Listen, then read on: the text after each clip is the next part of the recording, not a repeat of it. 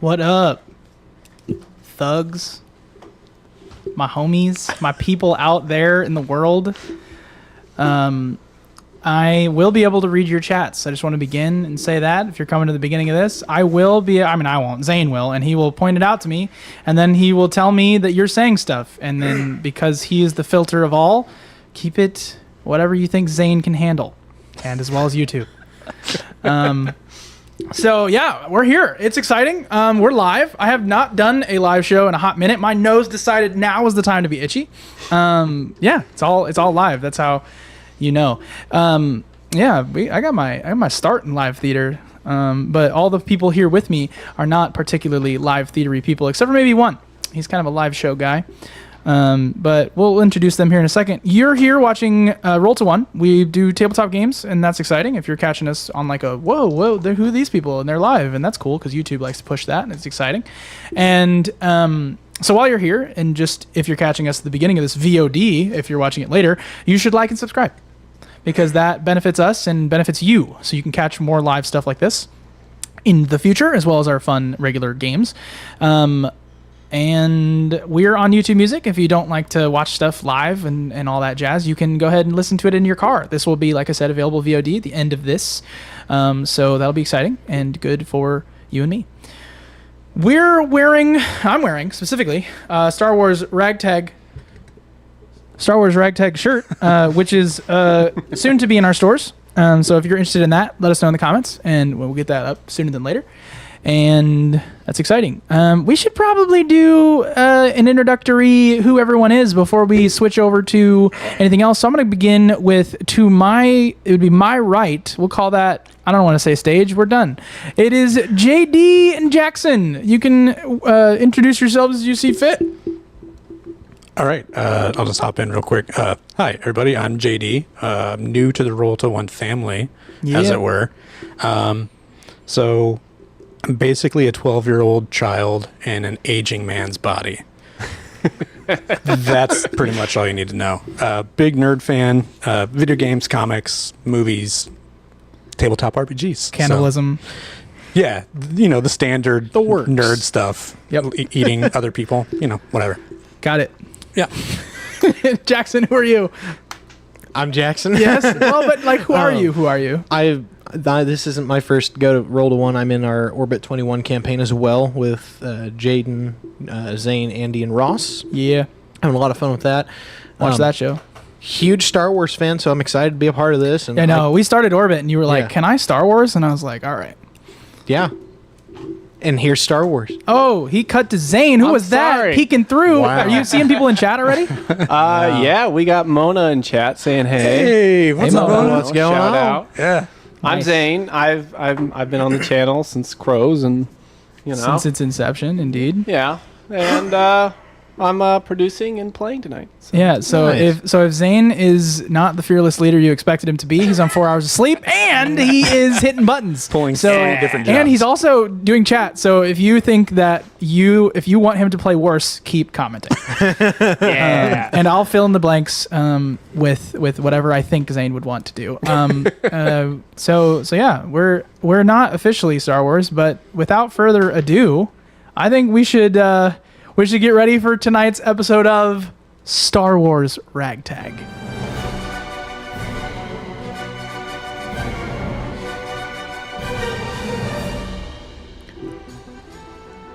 All right. This is exciting. This is very exciting because, like in Star Wars fashion, we must approach the opening crawl. You see the flashing text that says Star Wars Ragtag, not flashing, but it's the white text, and then as the yellow comes down and the starscape behind, you begin to read. The Galactic Empire has completed its campaign, taking total control of the galaxy. Peace and order are imposed through the might of the Emperor's forces. And of course, the Death Star. However, on the serene world of Chandra-La, an even more ominous discovery has been made. A seemingly ordinary kyber crystal has been uncovered during a recent archaeological expedition. Its origins are shrouded in mystery. Despite its enigmatic nature, the crystal has been secured by the Chandra-La Museum of Galactic History, eager to showcase this unique find. As the museum prepares for the grand exhibition, A lone figure, discredited and desperate, believes the crystal poses a grave threat. Armed with forbidden knowledge and a solution, they seek aid to prevent a catastrophe that could unleash dark forces upon the galaxy. With the Empire's vigilance ever present and the exhibition looming, time is running out. The fate of Chandrila hangs in the balance. And then it continues to fade until it gets off the screen for too long. And then it pans down. As the camera pans down, we see a different planet. As it zooms into the underbelly of a bustling spaceport on Nar Shaddaa. This is when all of you enter the story. This is a smuggler's moon. Chaos reigns, blaster fire illuminates the smoky air as a group of 5 rough-looking enforcers chase 3 figures through the maze of alleyways. At the forefront is Jeev Yorn, a human with a haunted look in his eyes, his green lightsaber humming to life with a snap hiss. He deflects incoming blaster bolts. We're happening. You guys are going to be engaging in this scene. So, boy! So All it's right, yeah. we're getting right to the action. Starting in media res, this moment happens to you. So what I need you to do, Jeev Yorn, is I need you to first of all, I need you to describe yourself. Luckily, you have your art nearby. Should you wish to describe it, it is on screen for people to see, as well as your character's face. But I'd like you to describe to me what Jeev looks like. Doing his thing. So Jeev was a Jedi from the Order as it fell when the Empire took over, and he's trying to find his place in the galaxy. Also, kind of lay somewhat low, and you see how that's working out for him. But he met up with Tanzai, and I'm terrible with names. Drex Drex. Varna. They met yesterday. Yeah. But he met up with them in a cantina, and he's helping them with their heists, and he's deflecting these blaster bolts as they're coming at him due to his training and proficiency with his lightsaber. Yeah, it's a green lightsaber. He's got blonde hair. He's got a sort of orange robe from time spent in a desert planet of some kind, probably in hiding. But anyway, he continues to wear his robes to protect his identity from those who would see him dead. So now, your movement's being precise. Beside you is Tanzai. He's a Kyuzo warrior. He leaps with incredible agility, bouncing into space. I'd say he knocks over a couple trash cans on his way into the alleyway, catching up next to you in the scene, right? It's like 5 people in Jeev, and then all of a sudden Tanzai bursts out of the scene. His long-bladed sort of uchi-katana. It is applied shape similar to a chakudo, which is a long straight blade that has sort of a cleaving edge. And he's sort of... I don't know what you're going to decide you do, but your focused demeanor contrasts very sharply with the chaotic environment here. Discipline training, warrior spirit. Describe to me, JD, the way that Tanzai looks. Yeah, so Tanzai is a little bit tall and kind of lanky looking, whereas it almost kind of resembles what it would kind of be like a samurai style hat. But it's actually used for defense from time to time as well. He can be used as a shield, the blade at his side. But he does move a lot quicker and a lot more nimble than his appearance would make it seem, due to his life on his home planet, which has a higher gravity. So he just tends to move a little bit quicker than people would expect. Nice. Cool. So do you do anything in the scene as kind of there are 5 people chasing you or chasing Jeev, and then you sort of pop out and begin to help him? Yeah, I'll kind of interpose myself between the two, since something that the Kyozo are known for is they do take their contracts and their, I guess, their agreements and verbal contracts and things like that very seriously, and oaths and things like that. So when he met up with these two and kind of pledged that he was with them, he meant, I'm with you, and that's kind of his deal. So he will kind of step in between and help block some blaster fire, and if somebody starts coming at us, then he's going to go at them. Okay, so you're running sort of between 2 buildings, large street areas, running through this alleyway, and then all of a sudden, coming out of, we'll say, like I said, a window, we'll say, you sort of just smash into the space and roll and then stand up straight as 5 thugs, likely of some sort of a hut, are running in your direction, but Jeev is now the other side of you. But before any harsh decisions are made, Drex Varnock stands at the end of the alleyway before a fence, before a seemingly secured closed fence. It is Drex Varnock. He's a Verk, which we'll soon know what that means. But before his roguish grin is plastered across his face, we start from his feet and we go upward. Go ahead, Zane. Tell me what he looks like. Well, Drex is, like you said, a Verk. Yep. Which is a dinosaur, humanoid-looking type of reptilian species. Yeah. They're usually very stoic and upright as a race, but Drex is a little more fallen kind of to the wayside, let's say. Fallen into the smuggler's life, bit of a con artist. He is dressed in bright red, as he is a flashy fellow who maybe has a vanity streak. Maybe not the best thing for him, someone trying to lay low. But he's a good shot, and he knows how to talk his way through or out of a situation. Yes, very clever, very charismatic. Drex sort of navigated these streets with ease, and so he's already at the other end of the street. Of course, he is on the inside of this fence as well. So you guys are all sort of trapped between 5 guys and this fence at the other end of in the street on the other side of it. Of course, Drex, being one step ahead of his pursuers, barks orders at all of you, coordinating your escape that you all pre-planned that I didn't just throw you into right now. You know, on the other side of this fence, you see a large, heavily modified freighter ship. It's got a square cockpit of like a commuter type ship, thick, strong wings, and the quick action hyperdrive of a pre-Empire gunship. This thing is ready to go, and it's good in and out of atmosphere. But I would say it's roomy, but not like particularly large. It's not like a Millennium Falcon, right? We don't need a ship that large for only 3. But you could sleep up to probably 6 people on your ship comfortably as far as rooms are concerned. Right? So just give you a size context. It does have one of those docking bays, and Drex presses the button ready for you all to sort of enter. However, you do have to get through this gate, or you have to, kill people, and then you'll be totally safe. But this is the scenario right now. There are 5 people, and all of you. What do you do? Just go right ahead. I'm going to go ahead and fire a volley. Yes, go ahead and roll to volley. He's going to shoot. So, also shout out to Hoodlamut in the chat. Yo, yo. Saying hello, our old friend. Played some Arizona Sunshine back in the day. Nice. Do you want to explain what a volley is? So volley. So this game we're playing is a Dungeon World hack known as Galactic World. In this case, all of the rolls are settled not by D20 but by 2D6, which of course falls in a bell curve. He has a particular stat. In this case, he's rolling plus dexterity.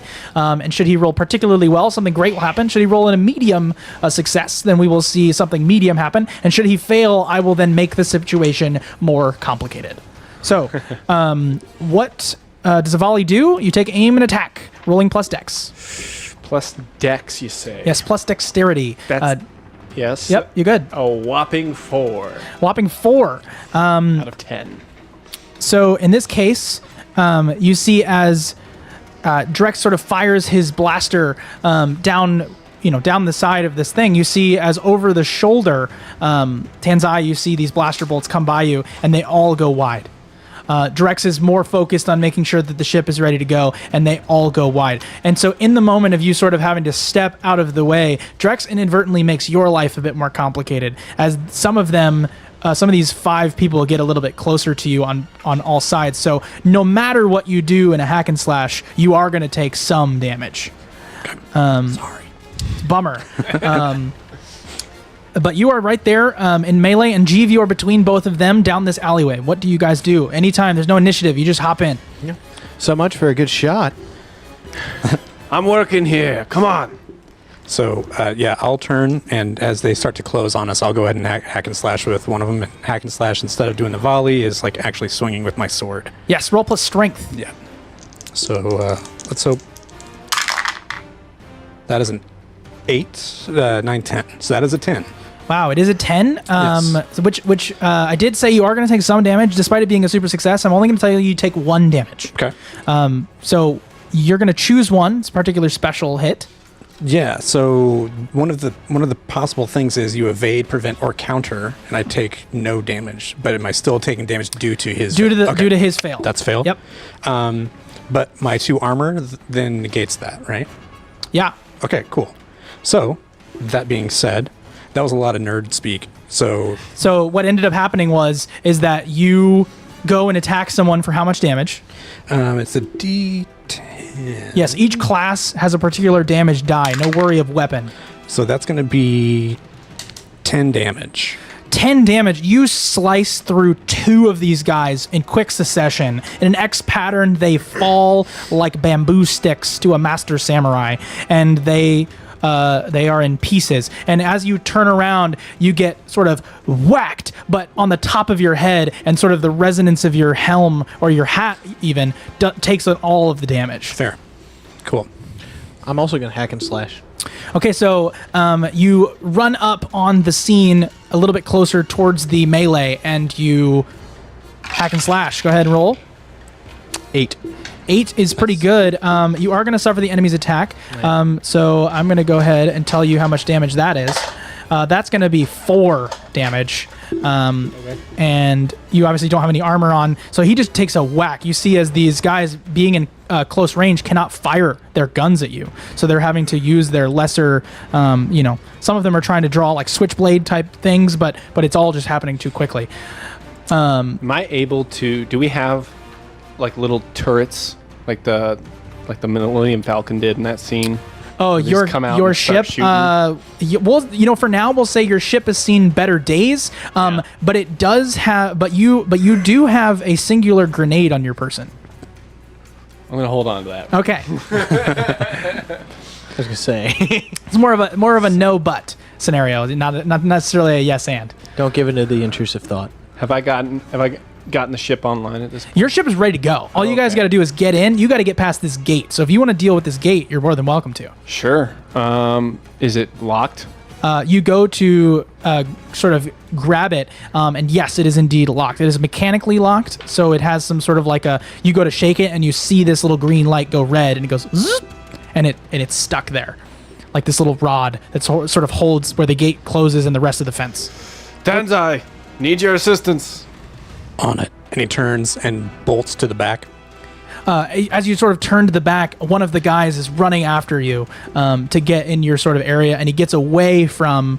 So now that, remember I said you chopped down 2 of them, there were 5. There's now only 3. 2 of them are staying on Jeev to engage with this Jedi that has his lightsaber out, and you are being followed close behind by one of the guys who's now chasing in your direction. Okay.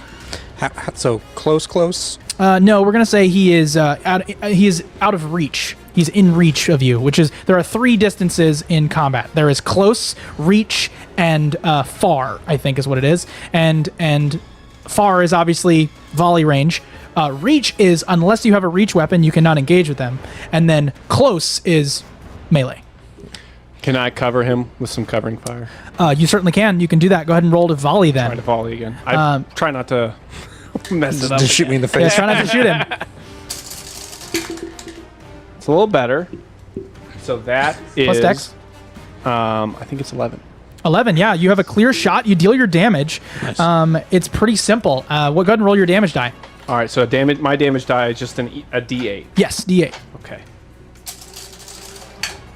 Ooh, a 6. 6.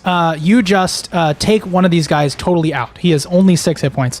And just boom, he drops behind. Tanzai, that was too close of a call for you, I just would say. It felt like it was just so close. Like you are moving one of your arms up, and the bullet just in perfect timing goes underneath that elbow, and he just perfectly lands the shot. Nice. Kind of Yep. To mention cap a little bit. Heck yeah. Of course, Jeev is engaged in a very dangerous fight with 2 guys that now have their switchblades out and are going to go start to cut at his waistband if he can do anything about it. All right, I'm going to get to the gate real quick. Yep. And I'm going to basically, I'm assuming you just wanted me to cut through it and see if I can cut through it, right? Yeah, I point, door's malfunctioning. Use that shiny katana of yours. It's your choice if you'd like to bend bars, lift gates, or if you'd like to chop it down. It's an ability he has. Yes, let's try the ability. The move I have is bend bars and lift gates, so I'll try that and see what happens. And that's not plus anything, right?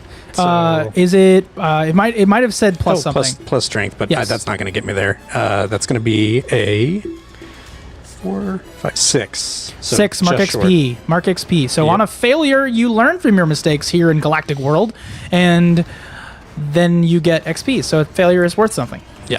Did I So- get XP in the beginning then from failing that volley?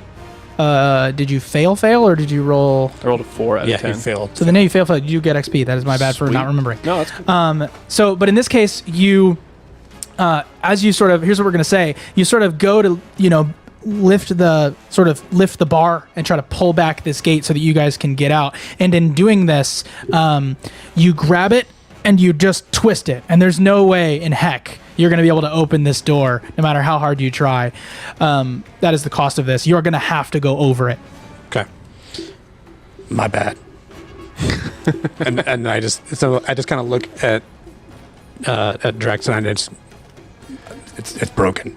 And then I start running back to help him. Before that, though, you do. I'm defending. Okay. Defend. So he's going to defend. Go ahead and take up a defensive stance. You're going to roll plus your constitution. Straight roll. That's an 11. Nice. That is a great moment for you. Yeah. So on a 10, you hold 3. What are you gonna spend your hold to do? You're going to Have an attack's damage and efforts. The effects. Yep. So any attack that comes your way is going to be half. Strike back. Add an attacker, deal your damage with disadvantage. Okay. And draw all attention from your ward to yourself. So they don't see Tanzai coming, they only see me. So he'll get any bit of surprise that he can. Gotcha. So I love that. He just strikes this pose. He's trying to give his allies as much time as possible to open this gate. As these two guys with their switchblades, both of them are like masked, covered kind of head to toe in like dark outfits. And they just, one of them, like I said, draws this switchblade and goes and lunges at you. You're not going to... it seems like you're just going to let this happen. You're going to suffer an attack's damage, half the damage. So I'm just going to tell you take 2 damage. And then, of course, you take none from the other guy. I'll just tell you that. And then you strike back at him. So go ahead and roll your damage. Of course, you're going to roll 2 of them and take the lesser. So 2 sets of 2d6. So your damage because of die. this- Your damage die is what? 10. D10. So you're going to roll 2d. You're going to roll 2d10. Yeah. And then you're going to take the lesser of 2. If I can find a D10, I will. That's a D12. And they look like the little tops. Yeah. Thanks. Bingo. 5. 5. So he deals 5 damage to this guy. He's hanging on by a thread, and sort of is like, that hurts. It wasn't good. As he sort of tries to limp away, he does not want to be here any longer. You're now left with one guy. As Tanzai pops over the corner. And swing. Let's see if I can take him down. Dang, dude. All right, so that's 4, 5. That's a 6 again. That is a 6 again. That is a fail. So as he comes down, Tanzai is snatched sort of in the, we'll say in the left pectoral for 6 damage. Oh, I am. Yeah, you take the damage there. So Ouch. minus my armor, so 4. Oh no, it's draw all attention from someone to yourself. So actually, it's all going to be to you. Oh, that's... So no, you take no Dang. damage, Tanzai, as Jeeves sort of just steps in the way, proving once again that a Jedi's code is everlasting, and he steps in the way of this switchblade that just stabs him right in his left pec, sort of up by his collarbone, and then pulls it out. You take 6 damage. I liked this robe. A little bit of blood drips on your orange robe, but the fight is not over. Or is it? The other guy seems to be limping away. If you want to finish the fight, maybe he'll get away and tell his hut master. I'll just take a shot at him. You're going to take a shot. I'm going to give you disadvantage. He's getting away from you because you've getting stayed away. by the gate. But I'll let you roll it. You're just going to have disadvantage. You're going to roll 3 dice, 3d6, 3d6. and take the lower of the 2. All right, here we go. Watch them all be 6s. They're not all 6s. They're all 2s. They're all 2s. I think we know what you're taking. 2, 4, 6. So he's going to do 2. 4 is what he's going to roll here. Plus my So dex. Oh, plus your dex is 6. That's still a fail. And so as you fire, I need you to roll evens or odds. Evens, it is Tanzai. Odds, it is Jeeve. D20. It doesn't matter to me. Doesn't Just roll matter. evens Please or be an odds. even. All right. Even. All right, roll your damage die. You guys know who you are. As he blasts in the direction, you take 7 damage. Tenzai is about to take an attack, running in the direction of this villain, and then Drex gets a little cocky and fire. Bang! You get shot. You only take 5 of that damage because of the armor he's wearing. But yeah. What Sorry. do you guys do? Dank Ferric. Yeah, I'll just kind of look over my shoulder and just shake my head a little bit, and then the other dude that's running, Yeah, he's limping, but yes. could I catch him? Oh yeah. Okay, so I'm gonna try to catch him and take him down, Okay. so he's not getting away and sharing any info. Oh, Bam, better. that'll do. Whatever it is, I got him. You cut him down. He drops. In Star Wars fashion, there is no blood, but it is tons of gore and terrible sadness as this man flops to the ground. Just sad confetti. Just like grunts in Halo. No, it's actually pretty gruesome, and you slice him down, and he drops. cool. But there is, of course, one enemy left, and he now stands there in the middle and holds his arm and his switchblade out to both of you. Hack and slash. You're gonna fight with him. Go for it.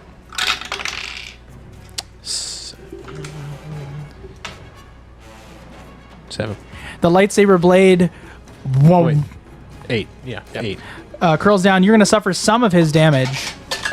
You're gonna suffer 2 more damage as you slice through him. What is your damage die? Roll it. I believe it's a D10, right? Yeah. 8. 8 cuts him down, and the combat ceases. I'm gonna pull that up. We're gonna do. Gosh, so many musics.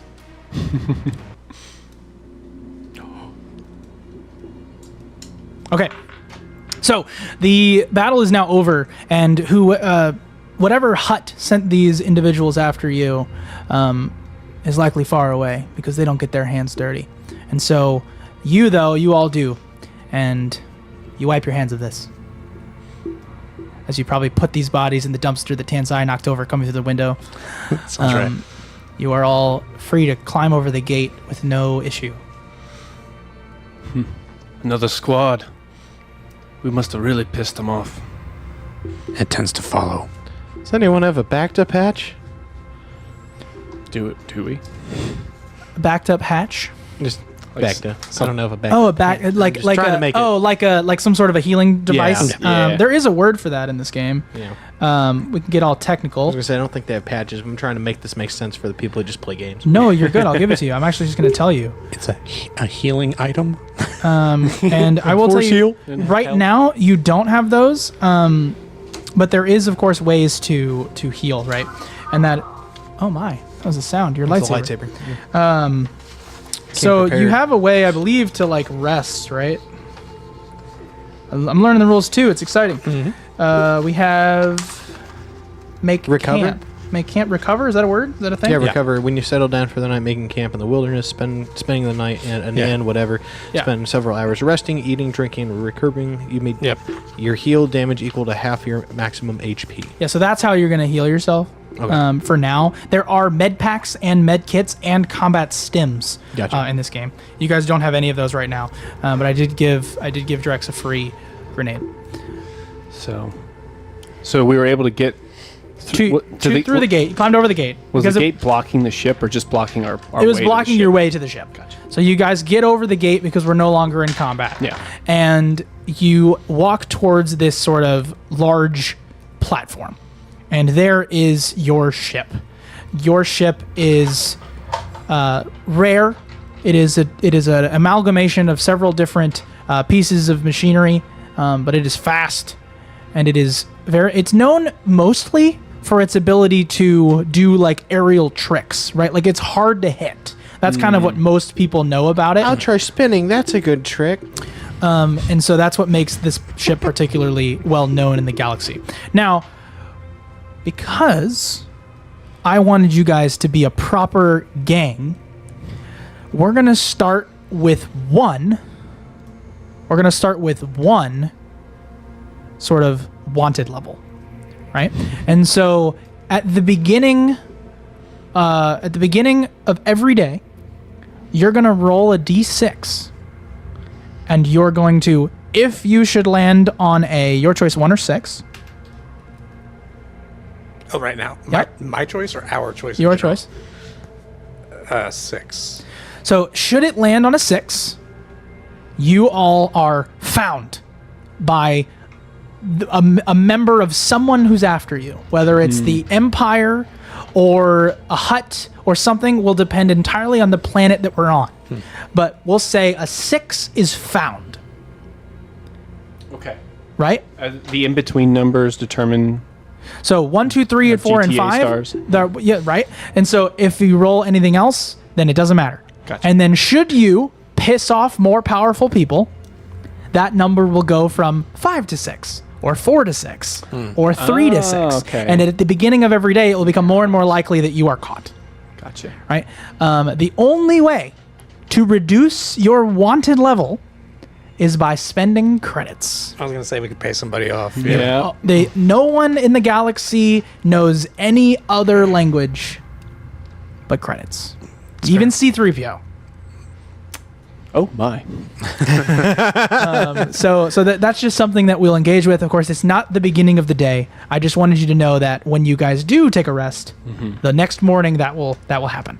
So it's almost like a risk when you take a rest. Indeed. I could use that. I took 14. You're always damage in allowed that to. combat. You're always allowed to like rest Yeah. and just basically be in one location, and the next day will arise. But it's sort of if you guys batten down the hatches for the night, if you try to heal yourself, if you try to get yourself to that point, that's when I'm gonna roll the thing. Cool. Is anybody in the chat? Anybody say anything cool? Not yet. Wow. I'm just watching patiently. You've been attacked, people in the chat. Nobody's saying anything He said cool. nothing interesting. Like and subscribe. Nothing worthwhile. Nothing. But no, it's very nice of you to be watching. Thank you. So you're all now at your ship, and it doesn't have a name. It might have a name. Should we determine this? We're going to determine this live, as we are. Okay. Do you think that it is Drex's ship that you all have sort of been a part of, or do you think it's a ship that you all sort of got together, or what's the history? You know what? I'm gonna do it this way. I'm gonna say we get the name, we get the history, and we get we get the name, we get the history, and then we get who owned it before. Right? And those 3 things will be determined by all 3 of you. So one of you gets to pick the name, one of you gets to pick its history, and then or maybe what's known about it, or what it did before, or maybe what you all did in it, whatever. And then one person gets to say who owned it before. All right. I got a name. Okay. The Spitfire. The Spitfire. Ooh, I like that. The Spitfire ship. I hate it. No. Roll me for it. Right. No. So the Spitfire. That's good. The Spitfire is a ship that is previously owned by Jeez. Padme Amidala's parents. Okay, it's previously owned by a wealthy noble family on Naboo. It was their previous owners, right? We kind of got it. You got it. Okay. Yeah, they goodwilled it. And so what's the other thing that The history. What is this ship? Because you got it, but Right. it was previously owned by some nobles. So what is this ship now? What is its most recent history? Okay, so I'm going with the idea that it is actually Drex's ship now. Okay. And being the really solid con man he is, and trying to and working in high society and kind of blending in with that, he just straight up talked somebody out of it. They made him a deal that they were just not going to win. Like, he knew that they didn't. He gave them all this and just really conned him out of it. And so now he owns it. an offer he couldn't refuse. I like it. I like it. I like it. I I like it. didn't want to refuse. So you won it. You won it in a conversation. You sort of scammed the guy out of it. You're like, I'll take it off your hands, and then you never came back. I see that flux capacitor is just broken. It's not going to be any good. I can fix it. I might as well just take this to the junkyard. Take it off your hands. Take it off your hands, right? And then now it is yours. It belongs to you. I need to change the blinker fluid. Yes, this noble vessel was likely assembled to blend into the regular society. Maybe the nobles who had it needed a ship that was a little less conspicuous, but it needed to be able to avoid enemy fire. Also, I just had to refresh. We do have Quentin Day in the chat. Quentin Day. Hi, Quentin. Hey, Q. Shout out to my Whispers cast. Nice. But yes, so yes, that is your ship. It is now before you. It's landing pad open or down, and all the things. What's the word I'm looking for? It's back flap. It's bad. It's the ramp. The ramp. the whale tail. Ding The ding. whale tail. Yikes. All right. Yes. That dovetails nicely into what we're doing now, which is entering the ship. So you're all on it. You all have a room on the ship, and you're able to take your rests and things. But of course, as you sort of get onto the front area of the ship, where it has like sort of a holographic emitter, there is a communication coming through, should you choose to accept. So you did say that it's not super big, but there's space, right? Is there? Yeah, you each would have a room. Like a room enough for a bed and like a shelf. Fair enough. I'm gonna is it possible to have kind of like a little bit of a training / sparring area for me to practice? I imagine that put would be the cargo bay. You could put that anywhere you want. Okay, cool. So I'm gonna. Tanzai was kind of bummed out that he missed twice. That does not happen. So he's like, he's heading to the cargo bay to practice. Yeah. On the way, he taps Drex on the shoulder and is like, "You should come practice too." I love it. But then the call comes through. Yes, you do get a call through. Drex is going to answer it. Okay, you answer the call. To adventure. Yes. Plot twist, it's Walt Disney. So you fired up the engines. The engines roar to life, and you sort of are getting this hologram emitting from this communicator now. It is a super tactical droid. It is a 3-eyed droid, and it's long like a regular battle droid, but it's got this greenish color, and like I said, the 3 eyes and a sort of a beak-like mouth to it. It's sort of like a small protrusion off the front of its face. And it is obviously not moving its lips as it sort of just emits sound at you. And you hear, "Greetings. I have discovered a way for you to earn more credits, and this time it doesn't involve stealing from huts. How are you, Drex? It is I, Sky." Sky, it's been too long, my friend. I don't know exactly what you mean by stealing credits from huts. Doesn't sound like me at all. Yeah, we'll just say that the credits you took this time are on me. Well, we should catch up. Sure, if you can find me. A rare kyber crystal has been found on Chandra-La. Are you interested? What do you think, Jedi? Interested? Of course. I wanted to preserve my history just like everyone else would. Well, it seems that that's what they're trying to do as well. It is soon to be displayed at the Chandra-La Museum of Galactic History. Yes, I too would love to preserve your history in any way we can. Putting it in the right hands, for instance, for a price. Where is Tanzai? Last time I saw him was on a frozen wasteland. He's brushing up on his technique. Missed a swing again, did he? I'm gonna find that 3-eyed bot. Well, can't all be home runs. Sure. The archaeologist, Dr. Lyra Kazdan, has tried to warn officials about potentially dangerous aspects of the crystal, but her concerns have been ignored. If you choose to accept this mission, it will involve infiltrating the museum, securing the crystal, and you can keep it for yourself or deliver it to Dr. Kazdan for neutralization. Should you choose to keep it, that is your reward. Otherwise, it will be 15,000 credits. Not bad. Are you doing all right? You seem to... I think your frequency is breaking up. I think everything's fine.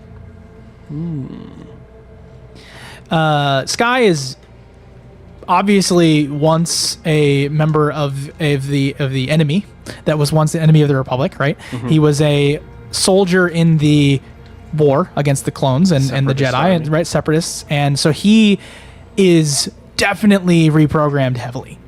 And as time goes on, it sort of limits him. He will definitely die a natural death as he sort of loses out on his wiring, right? So over time, Sky is as much mortal as you are versus how a droid would normally be. Man. Because of the way that when it was all turned off, somebody turned him back on and said, "It's not over yet, buddy." He's got robot Alzheimer's? He's got robot Alzheimer's. Dang. That's rough. That's rough.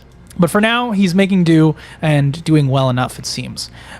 He says his final sort of thing to you, he says, "Please initiate contact with Dr. Kazdan immediately upon entering Chandrilan atmosphere. I have given you access to her secure channel." And he's gone. You heard the droid. Do I need to roll anything for that, or To do what? to contact the doctor? You'll have to contact the doctor on Chandrila. Currently, you're in Nar Shaddaa. Okay. Easily confused. Yes. Very much so. Yeah, right. No, but you guys have a ship. It has a hyperdrive. All you have to do is just tell me that you're doing that. Yeah. Yeah. Why not? Are you like, are we going to say you're kind of like the pilot? Can be. You probably have better reaction skills than I do. Probably. Yeah. I bet that was a point of contention early in your guys' time was, I'm going to drive. Okay, drive. And then Drex was like, he experienced his driving and was like, yeah, you drive. So on this journey, I want someone to, I mean, you're gonna have to do a rest. There's just no way in Ham Sandwich you're not. Yeah. So you're gonna do that, and then someone else is probably gonna want to scout ahead of the destination. Whether, when you're doing like a hyperdrive jump, there's a little bit of navigation that occurs. Someone's going to have to probably scout ahead. Well, I'll come in the meantime, kind of montage style. I'll have come in and informed Tenzai of what's going on, and Are you gonna train with him too? I'm gonna wait till he leaves, and then when no one's looking, hit the range. It's very Fair. on brand. So scouting ahead, eh? Yeah, someone's going to have to basically roll plus wisdom, and then we're going to see what occurs when you land out of hyperspace into the Chandrilan airspace, essentially atmosphere area. Which one of us has the highest wisdom? I was going to say, wisdom's not really a strength of mine. Does the Jedi have wisdom? I have a +1 in wisdom. It's more than my +0. Same. All right. So yeah, that might be best for you. All right, so you begin to look at the navigation. I will say in this case, you're just feeling it, right, in the It's not my first time here. hyperspace. In hyperspace? No, and you should. Never mind. Or I in got Nar Shaddaa? ahead. Or Chandrila? Yeah, I got ahead of myself. That's fine. So go ahead and roll to scout ahead. So you're going to roll plus wisdom. I gotta find the paper. Wisdom. It essentially with this roll, it will determine the danger. I don't have to even do anything. I just let it happen. Nice.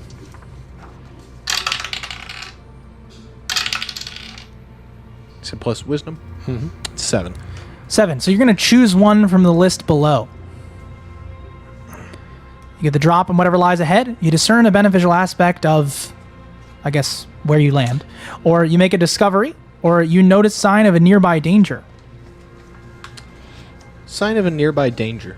Okay, so you head through into hyperspace, and you notice a sign of a nearby danger. You are getting a strange feeling in the back of your neck. You live And as you are aware in your Jedi training for long periods of time, you know that the Force, the balance of the Force is important. Yes. Right? And your place in it brings imbalance to the Force. Right? Being a good-natured Jedi brings a sort of balance in the other direction. So there is, of course, someone out there that is your antithesis, your foil, your Sith to your Jedi. And you just get this strange feeling in the back of your neck that they felt you as well. Am I on comms with the two of them while I scout ahead? I would say it's one of those things you can press and everyone hears you in the ship. It's like Gotcha. like an intercom. I've got a bad feeling about this. I'll be right up. I'll come up as well. All right, so all of you, Drex takes a shot in the back of the ship, and it's perfect, right in the bullseye. He doesn't even know how he missed. And then you guys all kind of convene at the front of the ship, and now you're all together at this. It's like a transport ship. It feels like a bus, right? It kind of has this.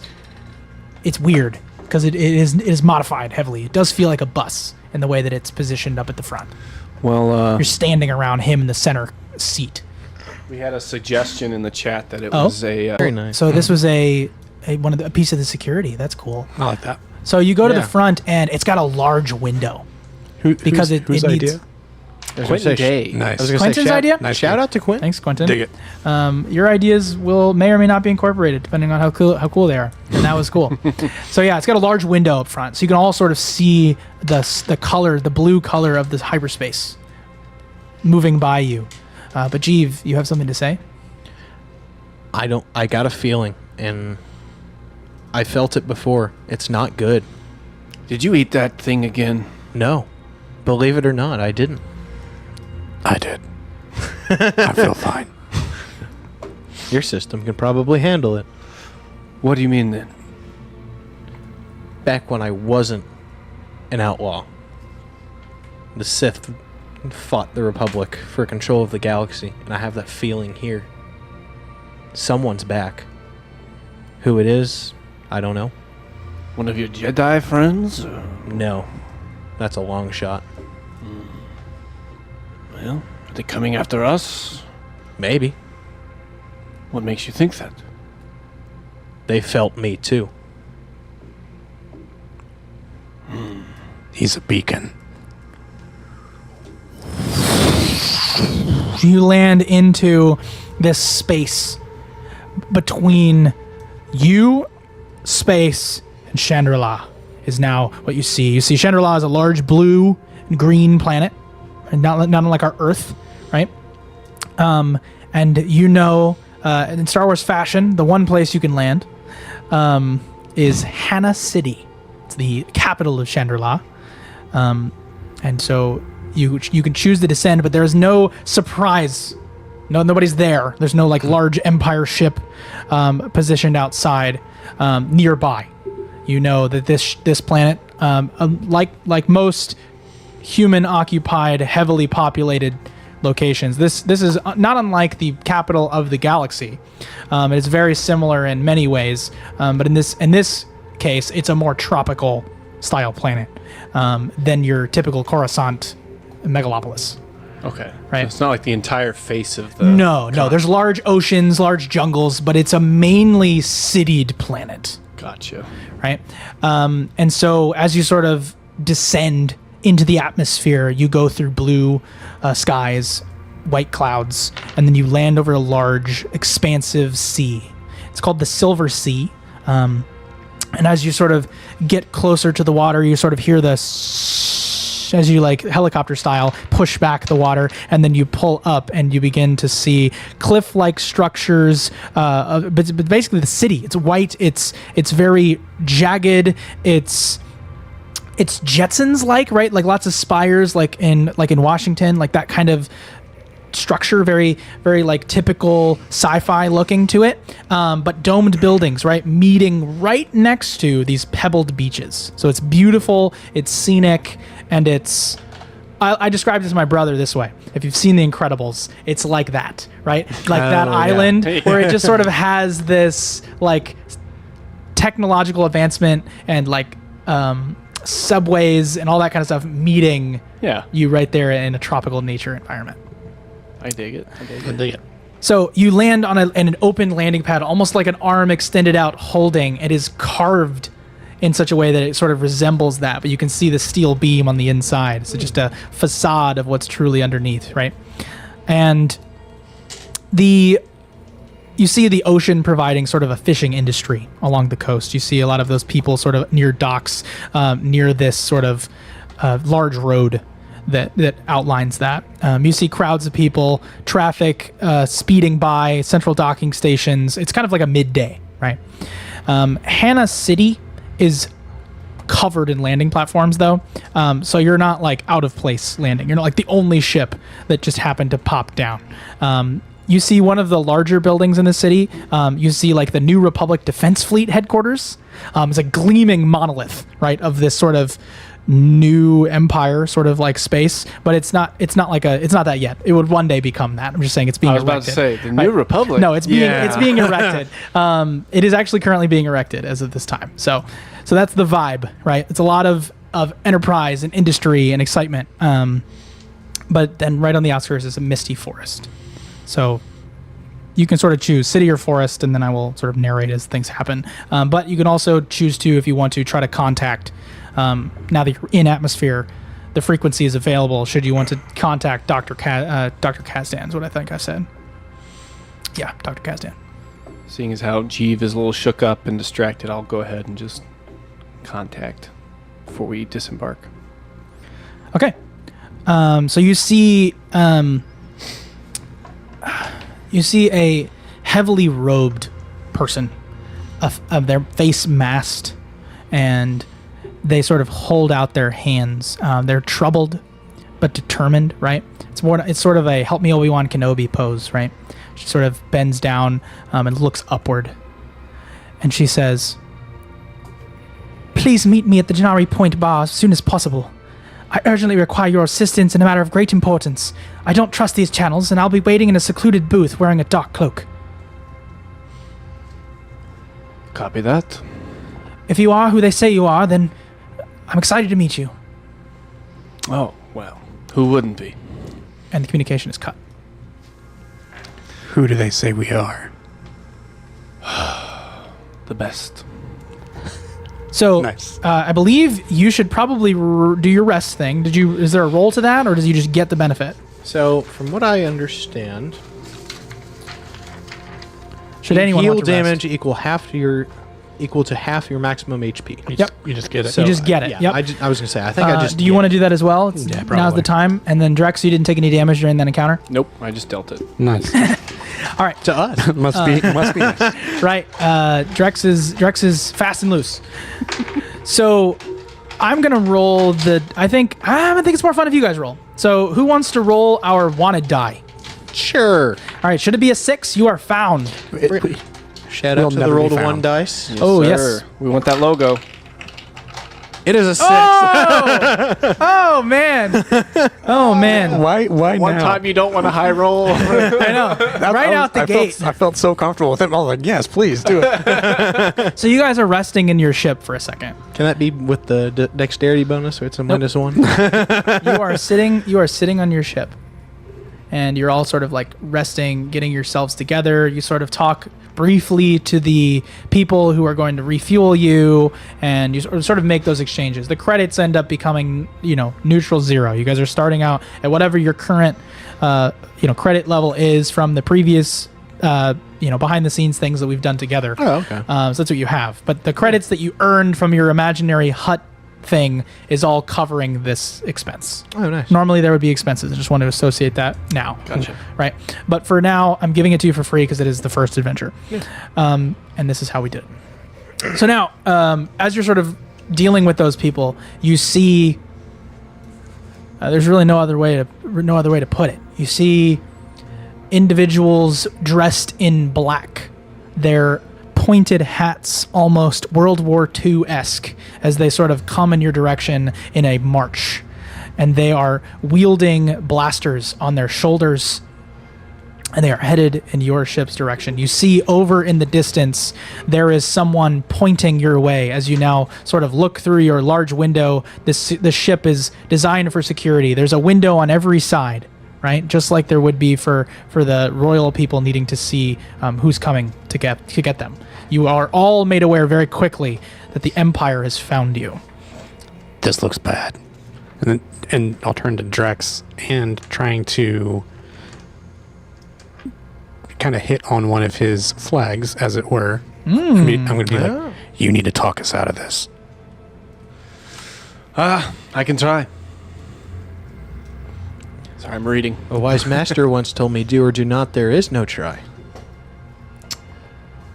Yep. Really? Yeah. Really? Okay. It's kind of weird. Pretty pithy advice. All right. I'm reading outstanding warrants. So, when you return to a civilized place in which you've caused trouble before, the most notorious among you must roll a plus charisma on a 7+. When you roll a 7 or above, word has spread of your group's troublemaking, and everyone recognizes you, but no one wants to turn you in. On a 9 below, the GM chooses a complication. I like that. I like it. I obviously, you have been here before. We've determined based upon your roll that this is a place you've been. Yep. So go ahead and roll. Go ahead and actually, I think it's probably going to be Jeeve of all of you, unless you want it to be Drex. But Jeeve, being the Jedi, would probably have a bit more +2 charisma. notoriety. Yeah. I also have a +2 charisma. It's higher than my charisma. His charisma is what fuels his force. 6. Nice. So isn't that bad? Wait. 6 on the die? Did you roll 2? 6 in total. Did you roll 2? Oh, no, I didn't. That's what I messed up.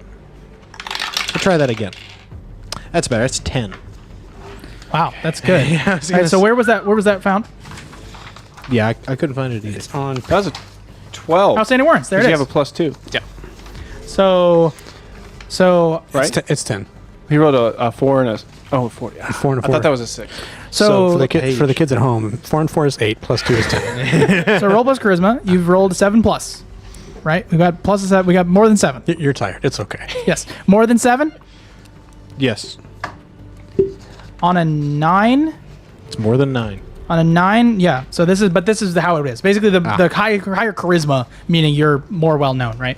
And so you choose. I get to choose a complication. A 9- on a 7+. Oh, so on a 10, you're just like, they know. That's the vibe. What do you mean? Oh, so we were wanting to roll low. Yeah, you were willing to roll low. Well, what I thought it was... Everyone knows you, but no one wants On a to mess with 7+, you. word is spread of your group troublemaking, and everyone recognizes you, but no one wants to turn you in. On a 9-, the GM chooses a complication. So yeah, we wanted to roll low. Oh, you wanted to roll... You wanted to be not charismatic, not well known. Stop not, rolling well. Well, I mean, that's fair. We probably should have not added. So then Dang it. this is a way better system than what I was trying to do with my D6s. Great. So but in this case, the narration continues exactly as intended. There you go. Nothing has changed. Nothing has They are going. That's the ship that the Jedi is. Really? That's definitely them. I told you I had a bad As feeling a matter about of fact, this. he stepped to one of the windows and was like, "Oh, they see me." Yep. They're Oh, like, it's not a one-way. There he is. They point, and then you see it's a group of them, and they're all walking in your direction. Okay. You better be good at I'm talking. going to meet them out by myself. Okay. I'm going to... Tenzai, I'm just a monk. I think it's best if I just hang out here. You stop showing your face. But let me handle this. But, if I can't handle this... I've got it. Thank you. So as the group of 6 Imperial, what would they be? Imperial, not Imperial guards. That's the wrong It's word. like policemen, basically. Yeah, Imperial police. I like that. Imperial policemen turn the corner. You see on the opposite end of them is a tall red figure that is now on the side of them, and he is an Imperial guard. And he is sort of leading this group from the side. That means Palpatine's here. It doesn't necessarily mean he's here, but it means his influence is. Yes. True.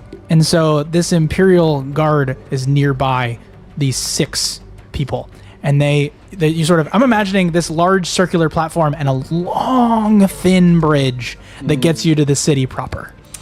And you meet them about halfway on this thin bridge. And I'd say they're able to march 6 by 6, and the Imperial Guard is now in front. You are like, it is a red wearing clothed person and a red wearing clothed person looking at each other about 30 feet from each other, and then you get close enough to speak.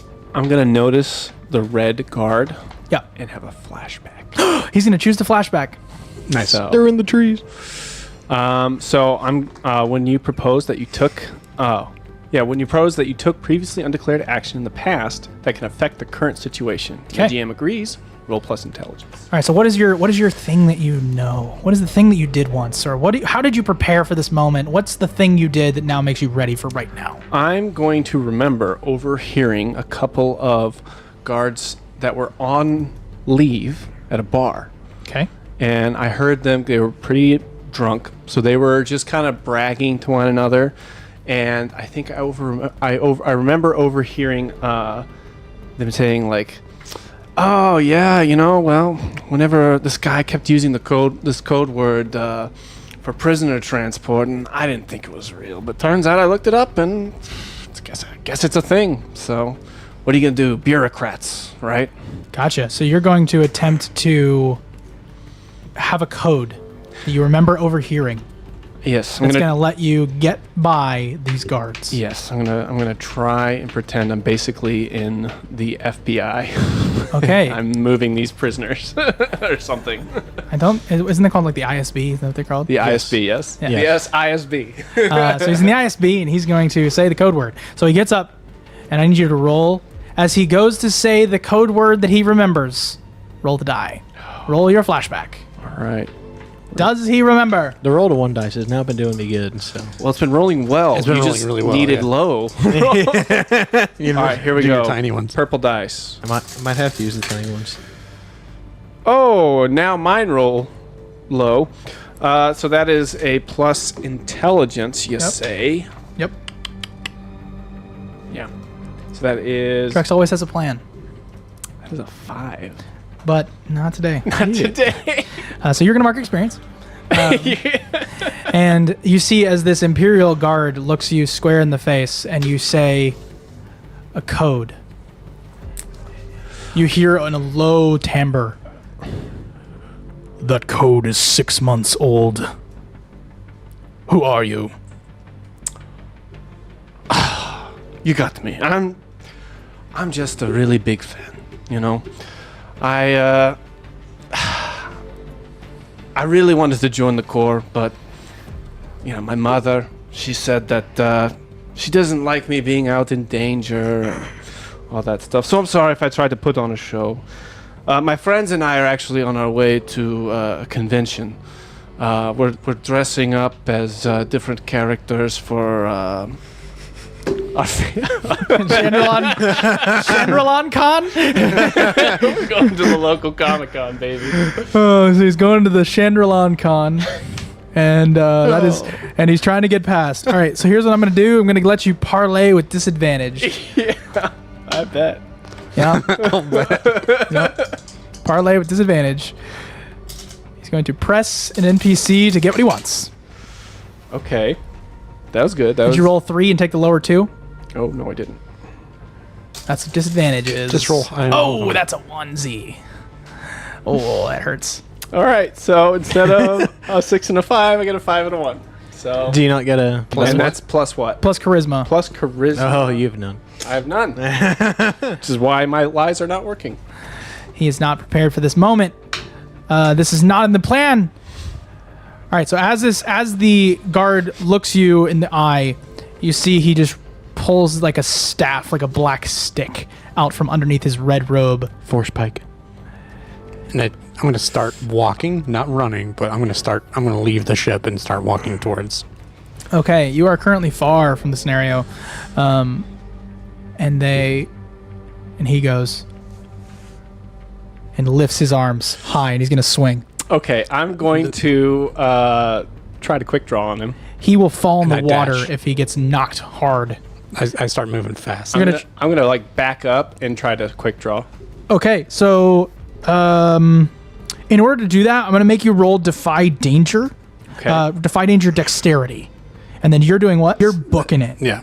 I like it. I'm going to just say I'm going to make, basically he's going to get to do two things and then you're going to get there. That makes sense to me. Okay. Do you do anything, Jeeve? I'm also going to book it, but I'm not going to use my lightsaber for the combat because I don't want to draw too much attention. You're also not going to force run? I will. So you're going to supernaturally fast get over there? Yeah. Okay. So he will definitely beat you. You're going to get there in one action. Oh, cool. So you're going to go there right after this. 8. 8. So your Defy Danger, you get to present you a cost or consequence for success. All right, you're going to get your crap rocks, but I'm not going to knock you off. Okay. That's the scenario. That's fair. And so he's going to whack you. He's going to whack you hard. Whack. So I get to roll some die as well. And you take 8. Ooh. He just smacks you in the head, and you just hear that sound. Just. But on the inside, you begin to ring hard. And then you just instantly turn to the side, and Jeeve is right there. Do you get your quick draw off? Do I? You do. You do step back, and Jeeve is right there next to you. Okay. He like got out of the ship and just and was there. All right. Can I shoot and run, or am I going to? Stop it.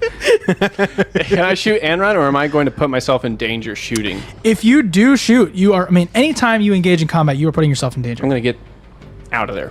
All right. So he's just gonna use Jeeve in this moment to just bail. Yup. And you see as all of these guys, these 2x2 Imperials are getting their weapons out, and they're holding in long arms and beginning to fire downrange as you do this. What are you doing kind of in the meantime? I'm going to use Knight of the Old Republic, or Knight of the Republic. Yep. On the Royal Guard to try to get him to attack the ones that are shooting. So what do you say? You want to shoot on your patrol and rethink your life. Okay. So he turns around and he says, attack your own patrol. Yeah. Wild. Don't forget the self-reflection. What? You said rethink your own life. Oh, I have to rethink my own life for a second. Yep, we're done. I've decided this is a waste of time. Goodbye. No, this is fun. Thanks for joining us. Like and subscribe. That's an 8. That was brutal. I thought that was the guard. I was like, oh, that really worked. No, did you say 8? I did say 8. 8. I believe you have to choose one, right? Yes. Do what you say. So yeah, he does what you say. And he turns around and he just goes, and one guy goes, ah, and falls off and just. Wilhelm scream. No, No. not yet. I get to use it once per episode. Yes. Do all of us or no? What? Do all of us get to use one? No, I think listen. Canon Tanzai's scream is the Wilhelm scream. Okay. All right. So, is it your turn? Are you gonna do Have I something? gotten there yet? Because that would be 2 actions. That would be now 2 actions. So now you're there. Okay. Are we just taking? And so I'll just kind of look. They're all blasting in your guys' direction. The fight is on. Yep. So I'll run in and start swinging.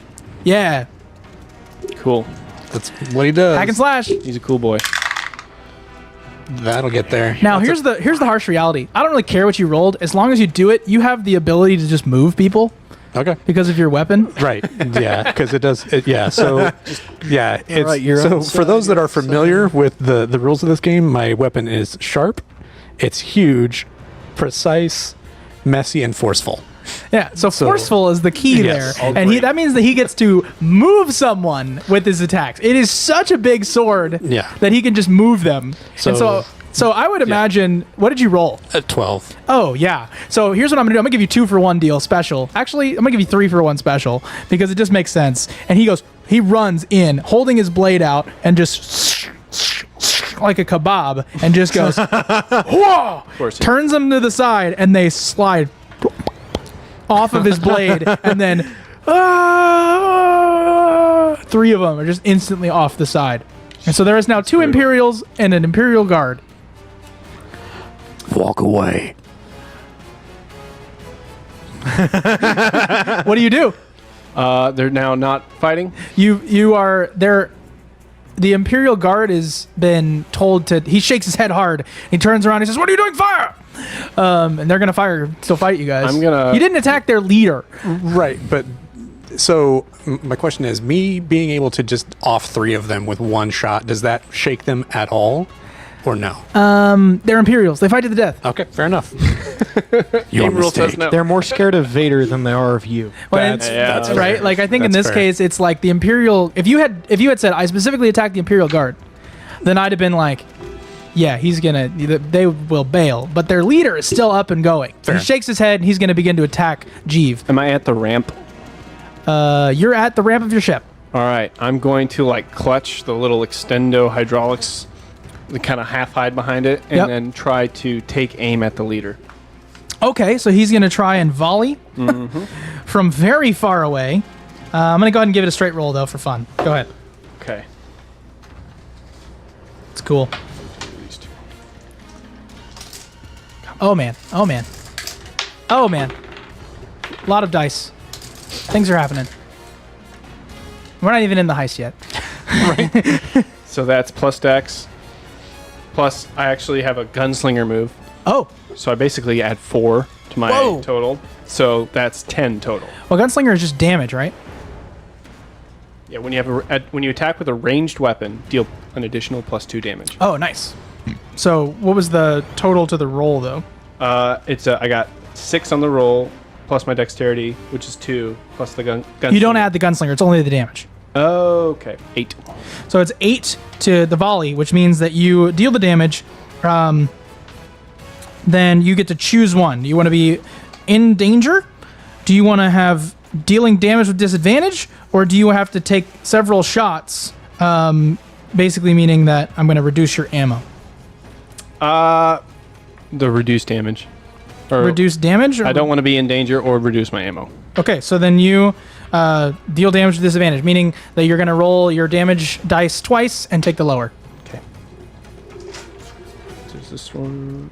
What is Tanzai doing and Jeeve doing? So you mentioned that the Imperial leader was turning on Jeeve, yeah? So that was 4 damage total, right? That means because you add your gunslinger. Yeah. 2 plus the gunslinger's 4. You've done 4 to who? Who were you firing at? Zane? I was firing at the red guard. So, yep, Drex fires at the red guard and does 4 damage to him. Nice. Yes. So he goes, ugh. Okay, now what? So The Imperial Guard. yeah, he's turning towards Jeeve to attack. Yeah, he's for sure going to try to Okay. attack Jeeve. So because of my bond, watchful, someone hurts you or tries to do so in my presence, I protect you even if I get hurt doing so. So Okay. I will turn from the rank and file and see that that's going to happen, and then I'll go toward and I'll swing on the leader. Okay.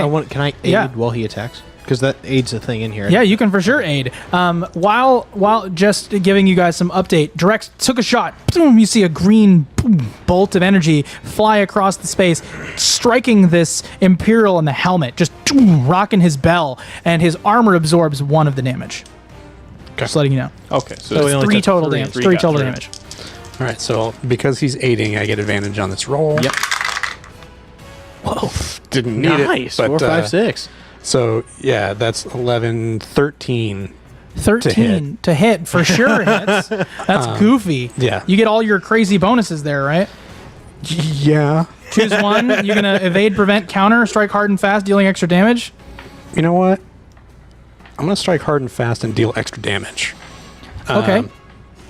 And so that's a D6 plus a D10 He's taken 3 already. plus 2. So that's 10 more. Yeah, how does he die? Messy, forcefully. Yeah, so I'll just, we'll bisect him, like, from behind. Like, he's not seeing me coming, so let's do this. I kind of come up with a stroke, and so from Up across against his his back, spine. I come from his right hip to his left shoulder. Oh, he just slices. You see a red cloak sort of just as he falls down in 2 pieces into the water. I want part of that to fix my robe.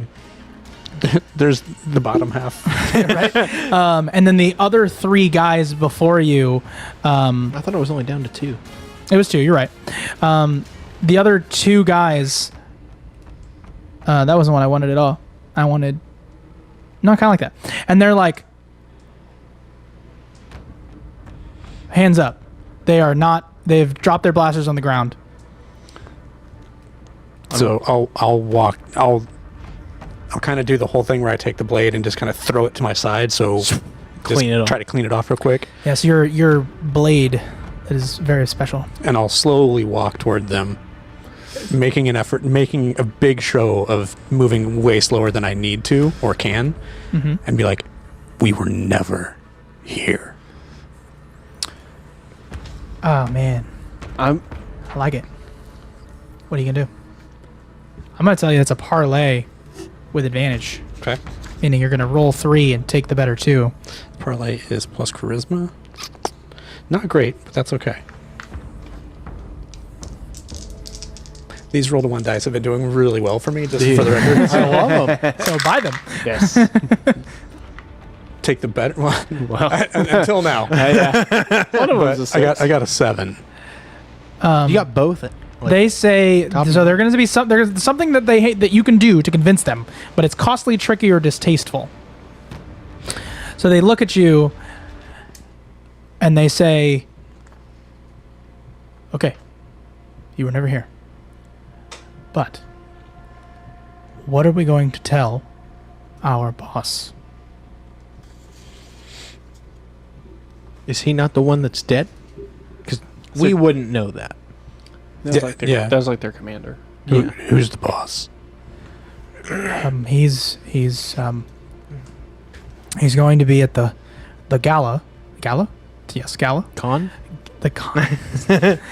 He's going to be at the gala tonight, and we're supposed to return back, and the man you just bisected is supposed to make an appearance. And it's interesting because this is not Tanzai's forte at all, but it was a false lead. Hey, Drex. You said you always wanted to be one, right? I think you're right. Sorry, I had to process that. I walk Okay. up. So what are you doing? I mean, they haven't really said anything So- that's going to make them convinced. I said I'm gonna The scenario continues because you're. I'm gonna kind of look to Tenzai and just kind of motion for him to like just kind of step behind them so they don't run away, and I'm gonna walk up to like face to face with them. Okay. And You're all just on a very like thin bridge, with like a low handrail about to your hips. I'm going to pull my pistol out, kind of twirl it, strip.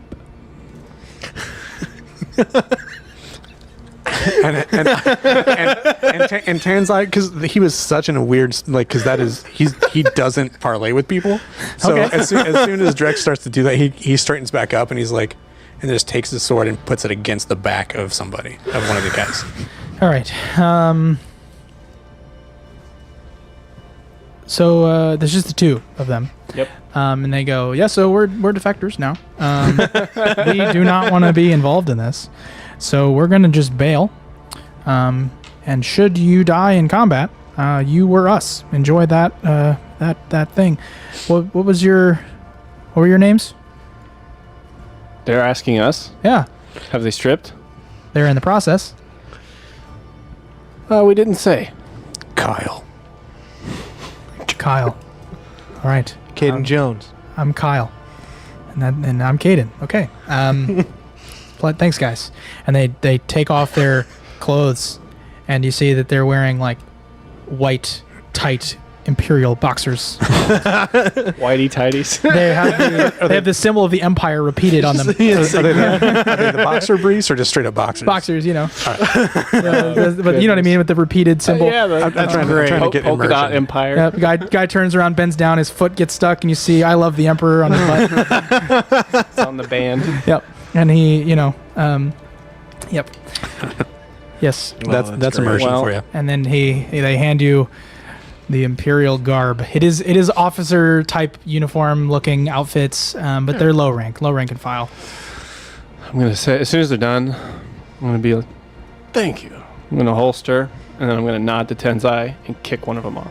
Oh! and I will hit the other one. And then they just and then hear the Wilhelm scream and boom, splash and death. Let's get these on. And I throw one to Jeeve. Yeah. And your wanted level is increased to 2. I bet. It kind of has to.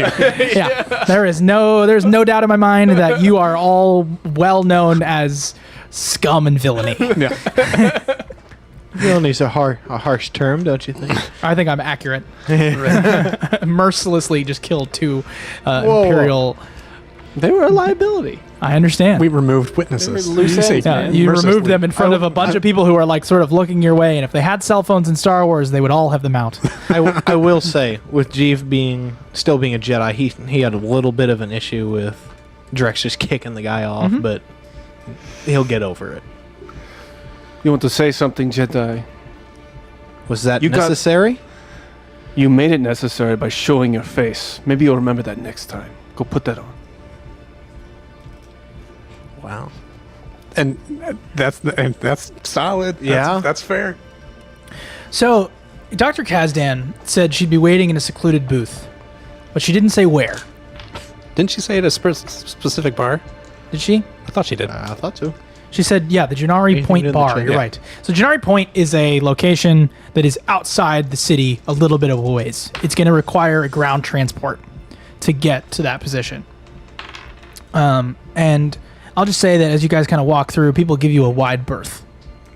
And you find no issue getting transport. And you're taken all the way out to Janari Point, which is sort of like a town away from the main city proper. And you head over to this kind of low-ceilinged bar with a sort of large Pride Rock-shaped sort of roof that sort of overhangs geometrically in a way that's pretty. It to be contrasting heavily with the surrounding foliage, and it's almost like a hut shape, and it kind of has, like I said, this roof like an L shape.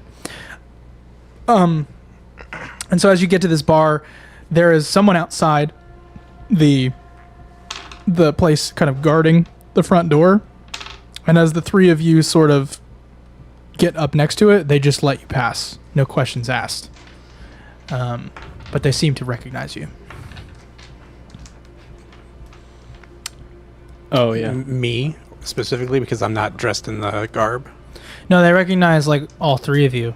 I think I remember I rolled pretty high on the... I will say, Notoriety like, thing. I don't Oh, know that's if fair. you I don't think you have any like appendages that would restrict you from wearing this outfit, but the only person that looks like a normal Imperial is Jeeve. Yeah. It's a very human-centric society Yeah. that Oh, yeah, they've developed. True. Palpatine's would- very Well- anti-alien. Let's just say, like, G put the uniform on Yeah. then. But anyway, all 3 of you are sort of like, Yeah, I forgot you Let kinda in. had the big thing on your head. I just wanted to humiliate the other guy. that's why I said you mercilessly murdered 2 people. And humiliated. That's Yeah. fair. Yep. Oh yeah. Yes. Tell your friends to like and subscribe and to watch the show, because anytime I say the word murder, YouTube hates me more. All right. It's true. Just murdered our algorithm. Oh, that's how this works. Yeah. But also a lot of people play games and shoot things and like Helldivers, and it just is what it is. Anyway, so you're all inside this bar. It's your typical Star Wars bar. But just for your understanding, it's a lot of booths in the corners, a lot of sort of round tables and chairs, and a central bar. And everything else is sort of being weighted by well-dressed men and women in white apparel. They're perfectly pristine, clean clothing, and they are being, as much as they are presenting you with the entertainment and food, they are also partly the entertainment. Just with their, dashing outfits. Gotcha. I just kind of look around for the lone person in a dark robe in a back corner booth. Yep, you see it. How many of them are there? You see the one. Oh, okay. Just interesting. one. Just one. All right. While the we're one. looking around, do we see any notable characters in here? Yeah, you do in fact see a couple of Imperials in kind of the room in the other end of the bar from her corner booth. I would like to discern reality. I meant like Discern named realities. characters, but okay. He wants to closely study a situation or person. That is a good idea. Go ahead. All right, I want to see if there is. Oh wait, I determined that after the Yeah, roll. you should just roll plus wisdom. Gotcha. All Yeah, right. this game is very. It starts large and then you zoom in as you sort of roll the dice. Cheese Right. die. Cheese die and Warhammer 40k die. Let's go. Nice. Yeah, Wolkammer. You say Wokem? I did. And that is plus what? Wisdom, which I have a 0. 0. Es A no whopping bueno. 5. That's a fail mark experience. But in this case, Yeah. I do have to penalize you. Of course. So you look over, and then the two Imperial, as you're sort of looking around the room, you see the two Imperial look at you. They look down back at their drink, and they do a double take. And then one of them grabs their hip and then pulls up a radio.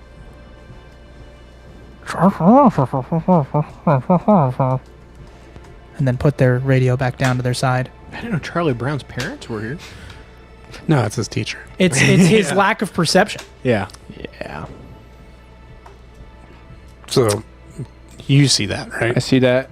And I just lean over to you guys and I go, I think we're on the ticking clock. We should make this quick. And just nod. Yep. And we head over. Head over. You walk over to where you presume to be Dr. Kazdan in the corner booth. And you guys all scoot in the booth, right? Sit down. Yeah. Han Solo and Luke and whatever, Obi-Wan style, right? Like Chewie, Obi-Wan. Yeah, you guys all are in this like corner Star Wars booth, right? It's nice in this place. It's very, all of the buildings have this kind of Greek white marble slick. How many droids were just sitting outside because they couldn't come in? We're not going to talk about that. and so we've got her, and she pulls back her cloak, and she has like a tight ponytail, sort of an olive skin tone, and these like bright blue nail polish, and her spectacles they're large, they're round, but they're metal, and they seem to have multiple functions. Like she could press buttons and they would do certain things to her vision. Right, but she looks at you, and she says, "Hello. Are you all the, I guess the Ragtag bunch that was recommended to help me solve my issue?" At your service. It's trademarked though, so be careful. No. I don't say that. So, I guess I should just clue you in. How do I know I can trust you? What is your plan with the crystal? Oh, to do the responsible thing, of course. But we return it to you. Okay, great. So then, well, I thought you all might need to know that I've always really harbored a fascination for the more darker aspects of the galaxy's history, particularly the Sith. Your hairs stand on end, Jeev. During a recent expedition, my team and I uncovered what appeared to be an ordinary kyber crystal. As I delved deeper into my research, we grew increasingly convinced that it was no mere crystal, but a corrupted one, infused with dark side energy, potentially very dangerous. Or valuable. The feelings you were getting are beginning to add up. Yeah. Despite my attempts to secure the crystal for the study, news of the crystal reached the Empire, and now the Chandrila Museum of Galactic History is keen to display this find and then put it in the, they acquired it from us, but they did not ask for. We did not give payment, if that makes sense. It was just or get payment. It was just this is ours now, as the Empire has been doing as of late. So anyway, there's there's a private gala tonight where all those that would have dismissed me as an alarmist are being celebrated and unveiling this kyber crystal for the people to see. It's secluded to begin at approximately 1800, and with the museum closing to the general public at around 20. So I find myself out of official options. I believe that I have a way to neutralize this threat using a specifically designed containment device, and she pulls out this like sort of device that sort of twists and opens, and you see like a little place that would hold and clamp this kyber crystal. Well, not unlike an actual lightsaber, right? It almost has that look to it, but in this case, it's not a lightsaber. It's a containment device that resembles one very heavily. That would, of course, be designed like a lightsaber holds a lightsaber sort of holds a kyber crystal in a particular fashion. Yes. And in this case, it would do something very similar. So she says, the place will be crawling with Imperialists, but I do happen to have a blueprint. So I suggest we make a plan before we rob a museum. Are you coming with us? No, but I will be able to help. Anyway, let's plan. So let's pick up there in approximately, 5 minutes? Yeah. Let's do a 5-minute brief intermission to give me a chance to use the restroom and you a chance to like and subscribe. And then use the restroom. And then use the restroom as well. Grab your popcorn and come on back in approximately 5 to 8 minutes. And we will jump right back into the action as we get proper into our heist.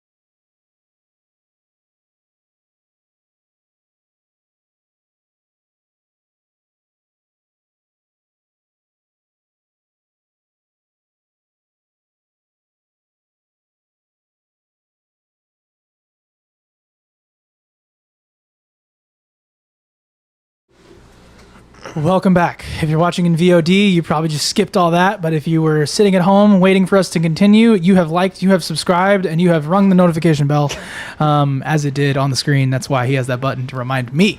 So I didn't tell you, but now that we're officially in this adventure proper, music has begun again. We're in this game. I have actually I love Star Wars. It's awesome. And Star Wars is a very complicated thing, and all the nerds out there, including myself, get mad when the lore is wrong. And so, rather than go through the tireless effort of constructing a perfect Star Wars game, I have just deconstructed what Wizards of the Coast did a long time ago. They dropped a game. No, I'm not talking about the Star Wars RPG that they did a long time ago. I'm talking about a heist book, 13 heists, called The Keys from the Golden Vault. What does that pertain to this? We are currently playing Keys of the Golden Vault in a hack of Dungeon World, but it's Star Wars. Doesn't make sense to me either. But we're here. It's exciting. We're playing through right now what's called the Merkmeyer Malevolence. And if you want to look it up when you get home, you can. But we're just going to play through all these heists. And in the meantime, we're going to cause some chaos, some riots, and of course, bring down the Empire. So we're all back. We're excited. And we're continuing where we left off. You were having a conversation with Dr. Kazdan. Kazdan being the same last name as the person who wrote The Empire Strikes Back.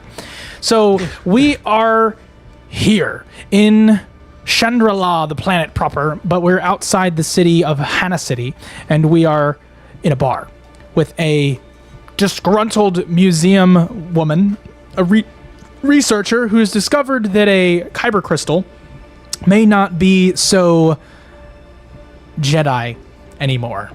It might be corrupted by dark side energy, and this is something that Jeev almost felt its presence of when he arrived near the planet. It must be a powerful thing.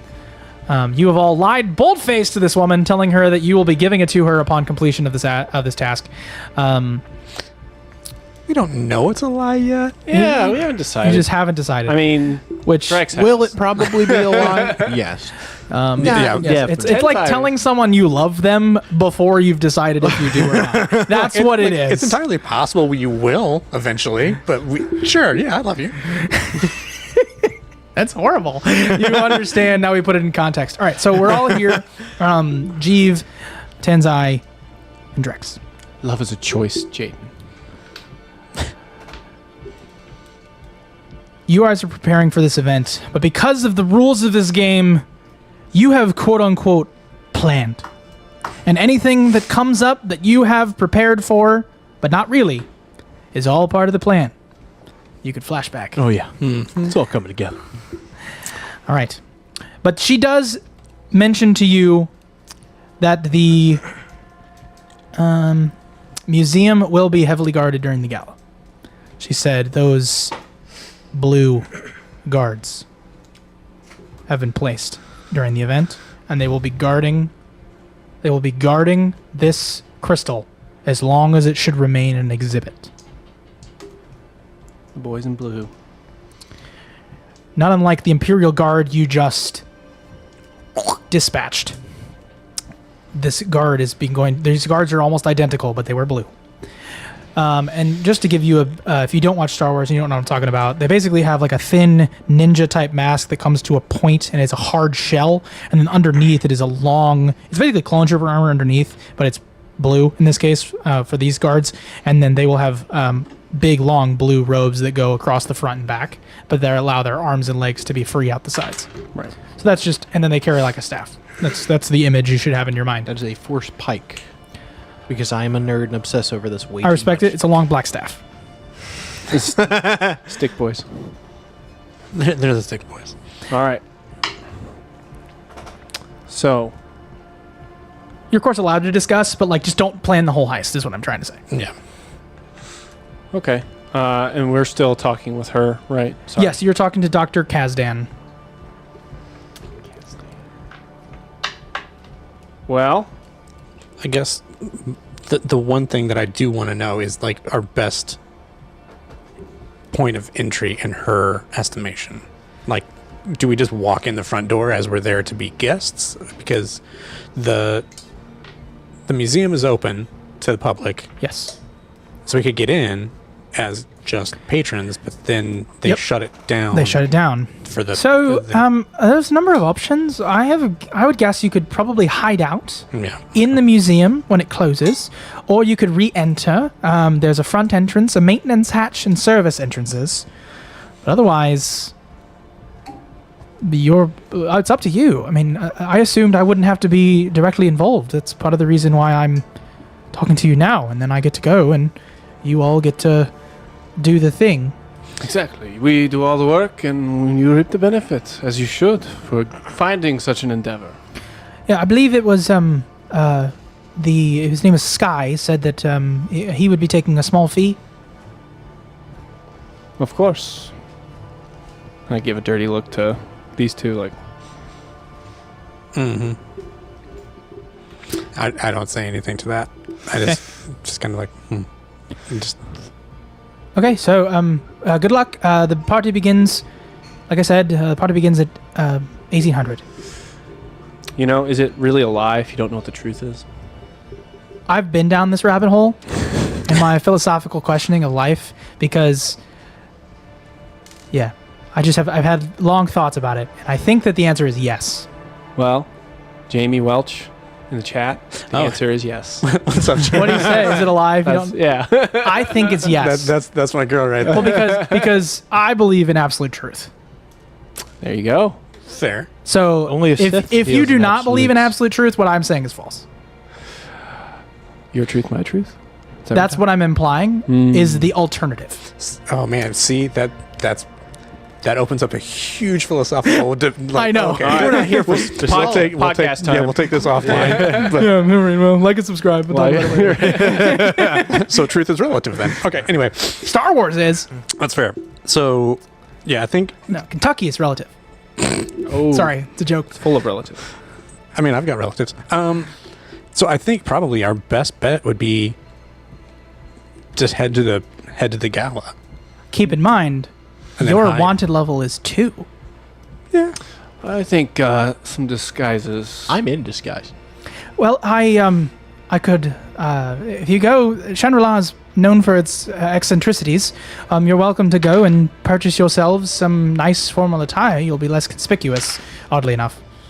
Oh, yes. Thank you. We should probably be going.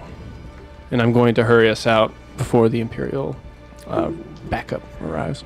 I'm gonna Yeah. give you a choice. Do you do that, or do you not? And I'm telling you There's this. no try. I'm telling you this. Do you leave quickly, leaving her behind, or do you not? I'm gonna ask you this because it is a choice, because it has long-lasting implications. Should we have like comms with her? Maybe. We should leave with her. That's up to you guys. Drex could care less about who this chick is. I think we should be on comms with her, but I don't think we need to go anywhere else. Drex, it would be a convenient disappearance of someone we owe money to, as far as Drex is concerned. That's not a terrible idea, too. Yeah.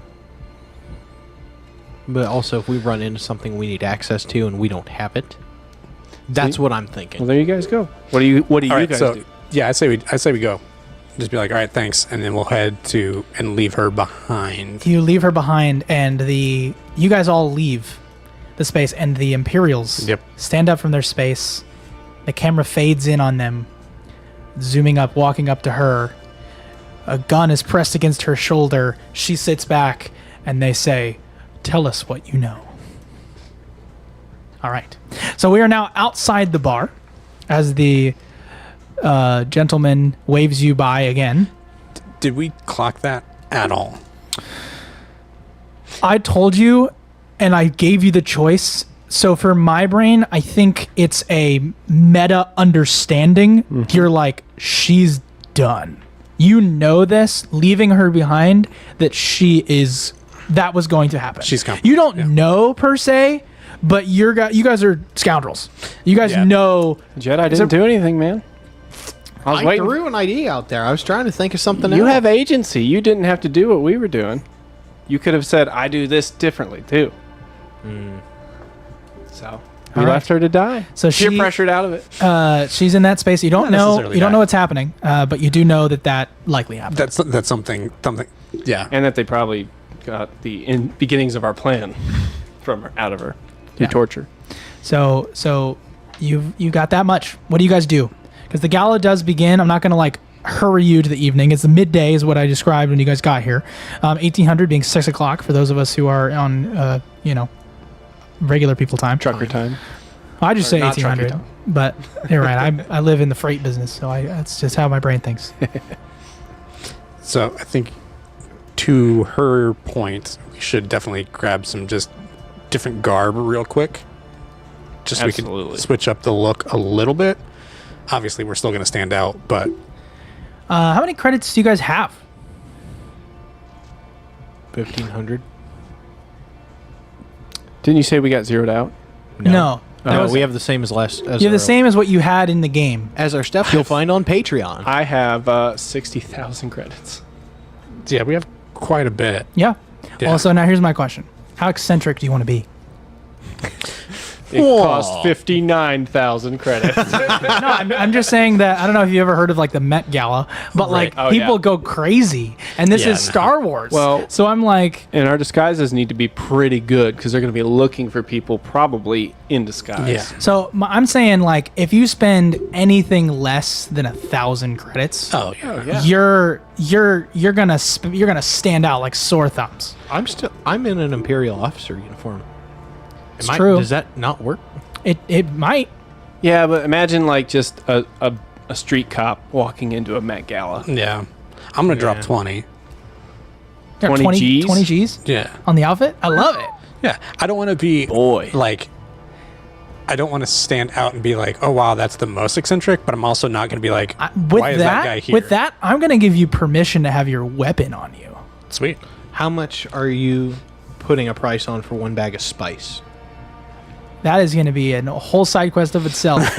If you're trying to go and procure some spice. No, I We have have- some. we have Oh, them. you I'm trying to have. figure Y'all out have what- spice. Oh, that's right. I'm I trying to forget figure you out what have the spice. amount is, so I See, can I would say, Adventures in Misdeeds. I would say I know. actually use legitimize how much I have. I'm going to say you So- took that from the huts. Yeah, I did. credits. Dude, I would.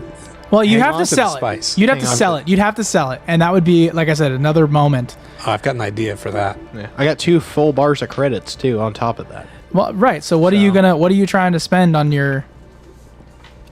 We'll put 1 down. Okay, he's spending 1,000. He's not going to stand out. He's not going to be, extravagant. He's not going to be able to hide his weapons on him. But he's gonna look the part. I'm going to spend 5. Okay. More so, instead of to look extravagant, to look as different as possible. Okay. To make it even so that you don't even really recognize me as a Verk. Okay. All right. I like it. He's got a series of beads that cascade from the point of his head down his face, and he's got this like sort of robe that travels back, almost like Rapunzel princess that sort of like has a tail on the top of his point of his head. So he's just got this long tail, and then his robes are like Joseph in the Technicolor Dreamcoat, just like very twirly and beautiful and very colorful. And Tanzai is wearing. Did you tell them anything, or did you just say "make me pretty"? I just walk in and be like, nice stuff. 20. I just dropped 20K. Hey, Mona says treat yourself. Right, Mona. And so Tanzai, do they begin to take off your helmet or your hat? Do you let them? And I grab it and be like, it stays. Okay, so and then they like are trying to address your blade as well. Which does it sit on your side or your back? It's on my side. Yeah, it should. Makes sense. And so they're like, and they nod and they give you this immaculate ceremonial samurai type armor. And it pulls to geometric points matching the architecture of the space. And you almost look like a warrior, but it's very fragile. Should you engage in combat, you will ruin your appearance. Fair. But you are able to hide your weapons on you. Okay. your large, huge weapon. So does the It looks like the way that they've decorated it. It looks more like ceremonial it's a than- ceremonial fake sword. Ah, nice. but it doesn't affect my actual armor. Nothing at all. You Sweet. get to keep So, all your stuff. sweet. Yeah. But everybody else, He's a spring-loaded trap. you're gonna have to figure out what you're gonna do with your weapons. I mean, it's just a pistol. I understand. Such is the nature of the game. he's just gonna carry it and just Everybody down! With this being a gala and this whole thing being because of a kyber crystal, would a lightsaber be fitting? Here's what I'm gonna tell you. You guys can each drop an extra G, and I'll let you keep your tiny weapons. I don't have an extra G. If you'll look at the artwork, it's a moderately large size pistol. It is a moderately large size pistol, and the lightsaber is. yeah, you do. Yeah, I'll drop another those are worth 6 Gs. It makes sense. I mean, it does. You said 20 apiece? Yeah, Oh, then yeah, I can do that. Yeah, you guys are loaded. yeah. I'm like, I'm not even close to bothered by taking your money. Yeah, no, 20 is half what I had. I was like, I don't care. Tanzai just So See, how see, many that's the extra, thing, extra G's were you saying? just for 1,000 more. Just okay. Yeah, Tanzai is not incredibly intelligent, so he doesn't You need like- another coat to cover your weapon. Gotcha. he doesn't quite understand money. Why would he? He's a warrior person. Right, I don't care. What do you need? Nothing. Okay, so you guys are all well dressed to avoid detection? Question mark. And you're able to sort of go into the museum. Now, the facade of the museum is a stunning display of art and architecture. It features towering columns and graceful archways crafted from pristine white marble. The air is filled with the murmurs of a cosmopolitan visitors and dignitaries, all clad in the height of fashion, gathering at the museum's grand entrance. The sun is setting along the horizon, the golden glow across many a reflective surface along their clothing. Everyone looks beautiful, dressed to the nines, including security. They are wearing blue, royal blue, and they are, like I described earlier, they are Imperial guards, but in blue, but they are called Imperial Senate guards. They serve a different purpose, to protect senators, or to keep them in line. Is that why we did the blue background? No, we did the blue background because it's Star Wars. Fair enough. Cool. All right.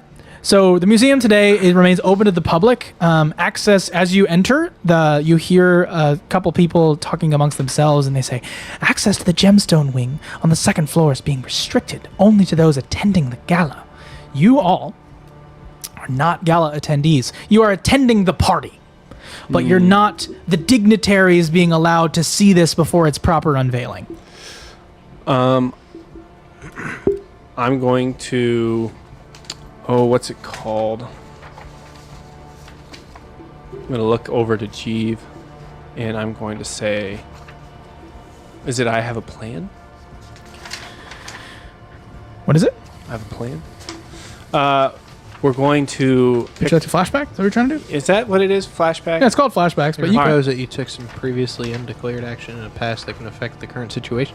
Yes, I'm Yeah, going flashback. to say that we worked out a way to lift some gala passes off of unsuspecting partygoers Interesting. as they mingle during the cocktail hour. All right, go ahead and roll your wisdom. Not wisdom, pardon me, your intelligence. Intelligence. 2 dice for my intelligence. Right? Yeah. All right. All right. Plus intelligence is 12. Nice. Oh, wow. Wow. That's solid. I feel like that definitely hits. I am going to give you a lot here. Unfortunately, I can't give you what you asked for, but I'm going to give you a lot to make up for it. Okay.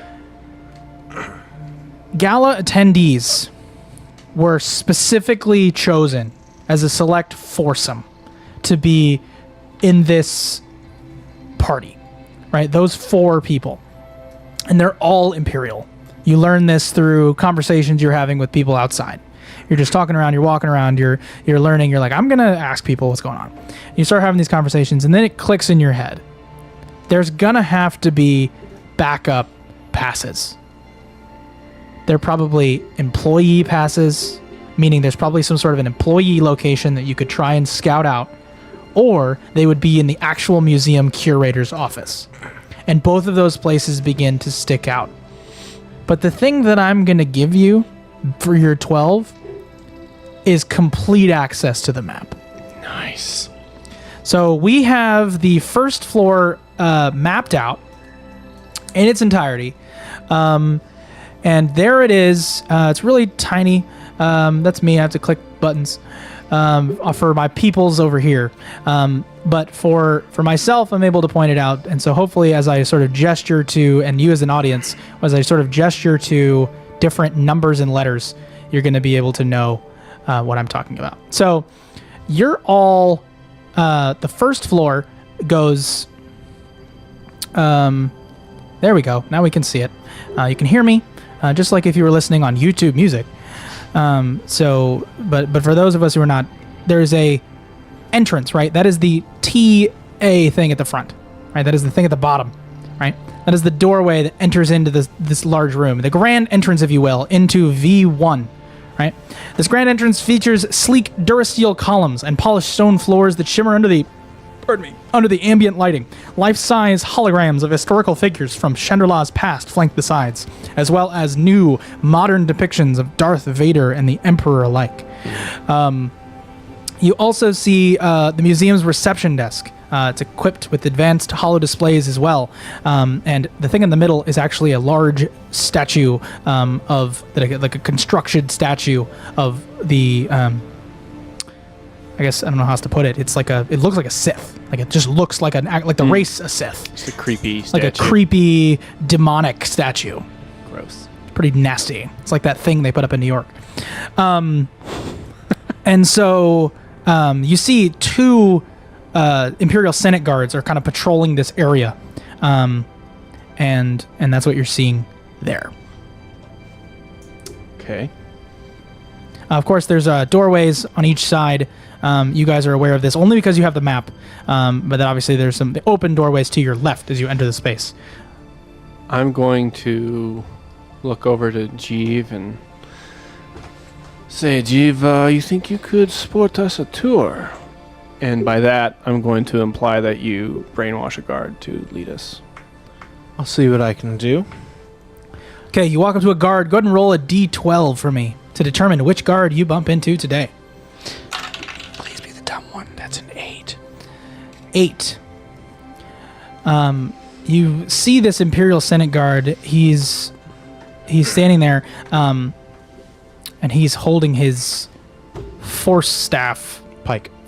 There you go. Forcefully, intensely, with a gung ho attitude. Some gusto, right?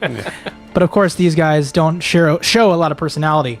They're very like not unlike the British guard, right? Make way for the Queen's Guard! It's Tuesday. Right, very silent, very stiff. But you walk up to him, Knight of the Republic. and he just looks at you. You will give us a tour of this establishment. All right, he's using the Force plus Charisma. Here we go. 11. Wow. So do you get any particular bonuses for that? Or is it just, you get to choose stuff, right? Yeah. How many? 1. Just one? On a 10 plus, you take +1 forward against them. On a miss, they do as they please, and you take a -1 against them. So meaning that as you continue to interact with him, you get a +1 to your rolls. Yeah. Wow. Nice. Yes. Nice. Pretty good. So you're focusing on this person, and you tell him, you said, give us a tour. And he says, yes, I will give you a tour. And he turns, and he's going to give you a tour. I'm going to give you a tour. Sweet.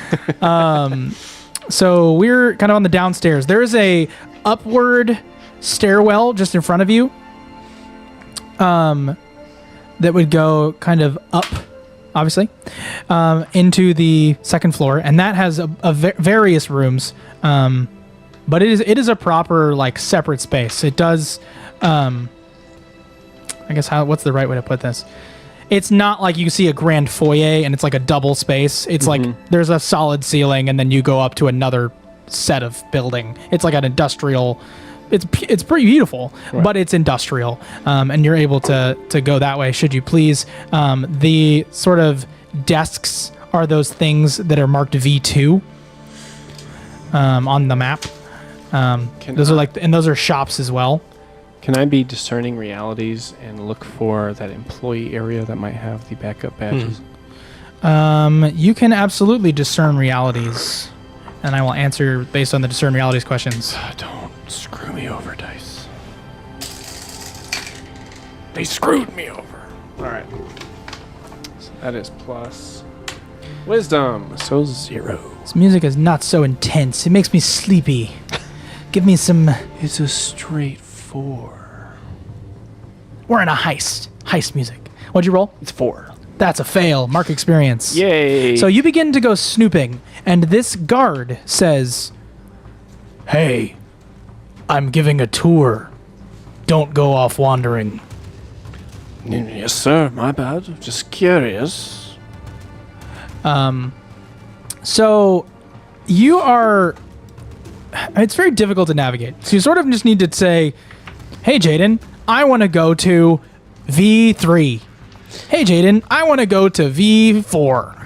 You know, like I'm trying my best here to give you a tour, but it's museum. You're going to get museum stuff, and he's going to be like, "And this is the plant exhibit." I was gonna say, like, Right? Like, I was like, when you asked for a tour, man. Tanzai like steps to an art piece on the wall and is like, "Explain this one." Like, no, like all of a sudden, he doesn't know anything, but all of a sudden he's like, he's really into art. But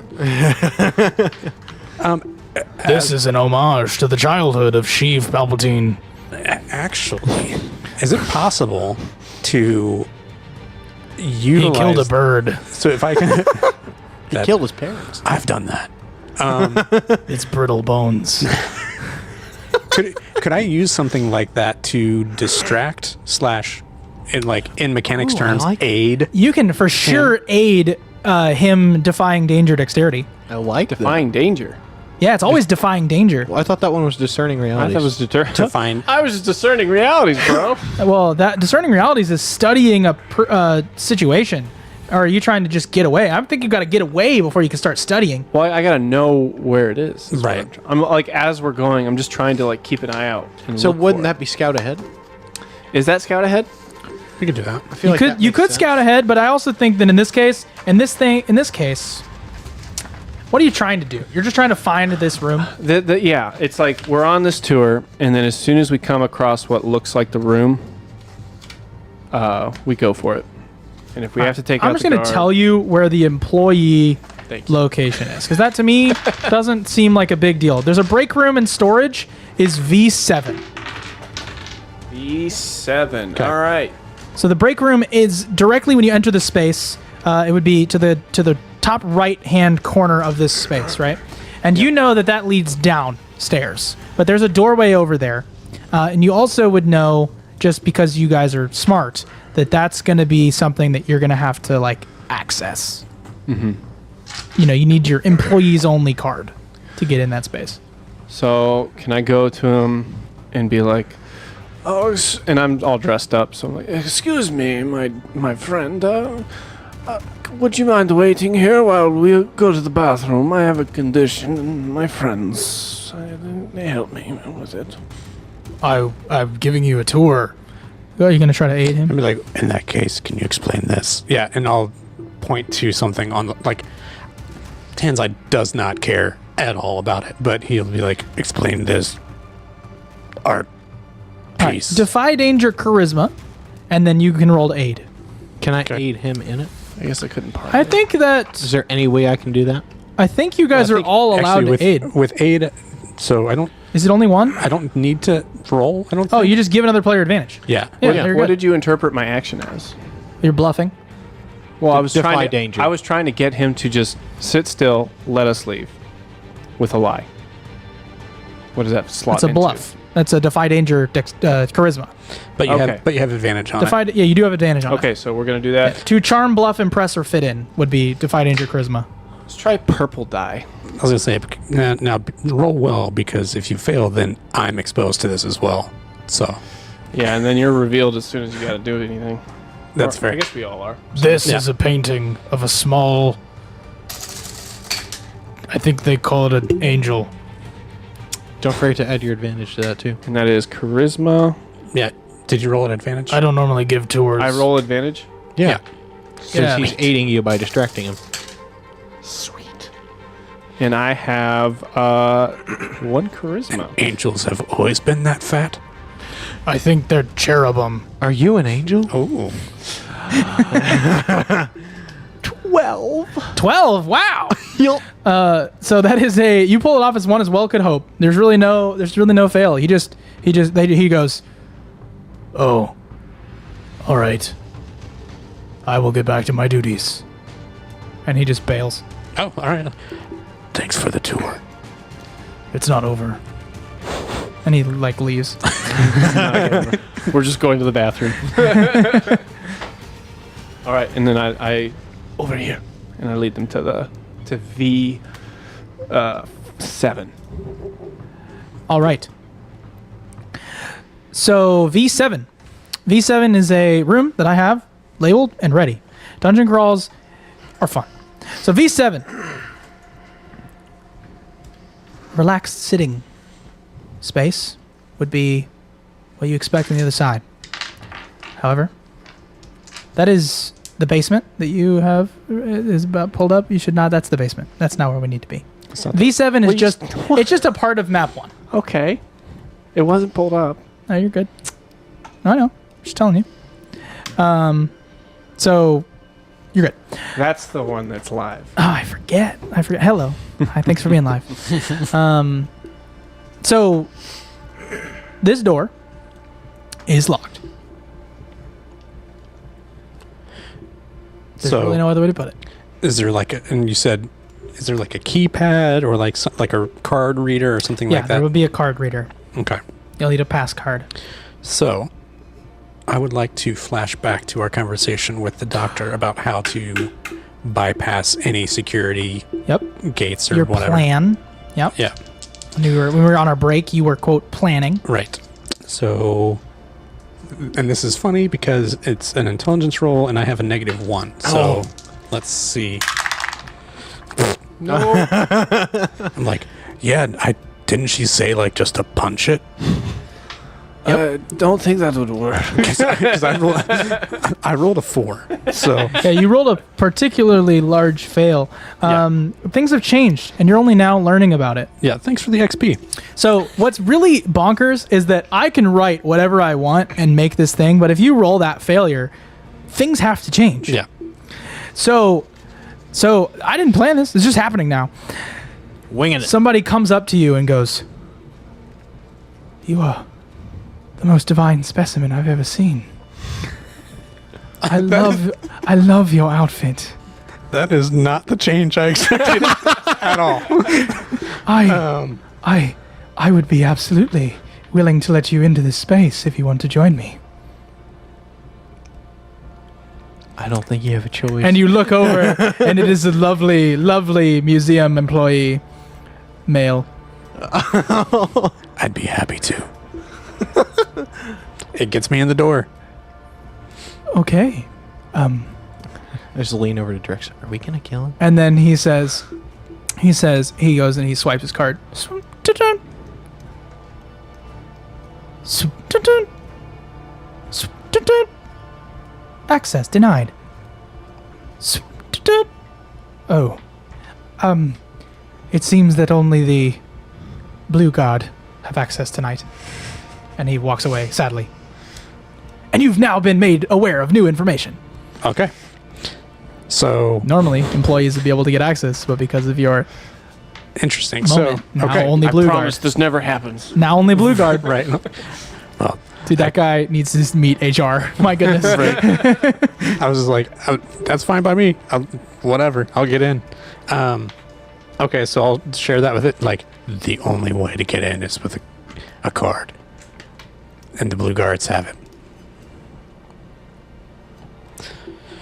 So, Shall we resume our tour then? Oh, I see. So you all stand around this doorway, and the gala is continuing. There is a bit of light harp music being played in the corner. looking around again, is there a way to... I would like to try to discern realities and see if there's something that we're missing. Yeah, you can definitely discern realities. I can try at least. Yes, always try. That's much better. Plus That is wisdom. That is an 8. Okay, you get to ask one. What here is useful or valuable to me? And heavy on the useful. Keep in mind that you take advantage in your next move to act on the answer. So what is useful or valuable to you? In the particular room that you're in, right? Mm-hmm. Look around. You see that the 2 guards patrolling this area are still here. And you see that there are some statues around the room. And they're equipped with motion sensors that will likely go off at night. You see these sort of radial holes that will open and likely activate remote droids that will be monitoring the space at night. It seems the security doubles, but not necessarily by number of people, but by number of entities. And you become made aware that there are security alarms in the corners of this room. And the front doors, you see them as you're looking from the inside, and you see it sort of change colors, and then the buttons sort of circle, and then you see that the passcode has changed. It seems to change every hour. Okay. So, and that's the passcode getting into the building. Oh, into the building itself. Into the building. Yes, Okay. the card reader is not necessarily what I'm talking about, but you become made aware that security will uptick pretty heavily at night, and in the ways that I described. Okay. Okay. I think that means we get back with our tour. Yeah. Okay, you guys head back to the tour. The blue guard that is standing there, he says, "What are you doing?" Oh, we finished with our bathroom break. Would you mind picking up where we left off? Where? What? Over there by V7. What do you need, citizen? Oh, did it wear off? Yep. I think it's too powerful of an ability to just have all the time. That's why? Go home and rethink your life. Maybe he went home and then that was it. I didn't say it to the blue guard. No, I know, but I'm just saying that like that's to me. I just don't. I just it's like a concentration spell in my head. Like unless you're directly engaging with the thing, then I don't like move along. After that, he's like, "Why'd you do that?" And he's like, "I don't know." Right. And that was it. Ah. Like you know what I mean? Like I'm gonna rewind. you're good. And redo that dialogue then. Sure. As soon as I notice that he's like, "What do you want?" I'm gonna be like, "Oh, I just thought I might alert you to some suspicious activity by that door over there. I saw an employee try to use their badge to get in. It didn't look like they belonged. You could probably find out who it was at the terminal." Okay. So you're trying to bluff him again? Yes. Well, Alright. that's the truth, actually. Yeah, I mean, it's still charm him Yeah. into doing something, Sure. Unless you're trying to swipe his card like as he goes by. Not Well, I yet. mean, into the terminal, I think would get us in there, wouldn't it? Oh, you're saying he went into that room? Because you said at the terminal he could check, so I assumed you thought he was going in there and we just follow him. Yeah. Well, okay. No, that's not what you said. You said I'm just this trying guy to- this guy's shady. Go over there. Yeah. I'm trying to get him to go over by that door. Yeah. So Okay, so you go over in that direction, and the guard is just going to do that because that's something that like the guard would do. If you walked up to a guard and said, "There's mischief afoot," they'd be like, "Okay." why And so I'm here. he walks over to the mischief. while he's distracted checking the terminal, I will attempt to pickpocket him. If I might suggest pushing yourself. I will Good push myself call. to pickpocket him. What does pushing yourself do? When you put all of your effort into one act, you may take a debility of your choice to take advantage. The debility does not affect this roll. Forget the abilities. I used to know them. I do. So I think, if I remember correctly, debility just like gives you a -1 to something for X Oh amount of yeah, time. it does And do you that. pick- Yep. So basically, you're just going to choose a stat to be bad at today. To be bad at, take it from that stat Just and add minus it, 1 to the basically to the roll. and I add it to whatever stat I'm using. Yeah, and that will maintain until, gosh. Well, yeah, Okay. I think it's just until you rest. Yeah, I think so. So basically, you're just going to take a -1 to that stat, and then you're going to roll at advantage for this. Oh, if you want to. So it's a temporary buff. Be perfect. It's a temporary buff. It gives you automatic advantage. It just hits you like. I gotcha. Well, I haven't really been using strength. Can I go into the negative? Yeah. I mean, basically, you're basically reducing, not necessarily, it's your modifier by 1. So your modifier is, say, for example, a -1. You would have a -2 to the strength rolls from the rest of this adventure. So if I have a +0 for strength, that'll turn into a It'll turn into a -1. Yeah. Okay. It's like whatever your dump stat would be. I'm going to assume with all this stuff, it's awkward.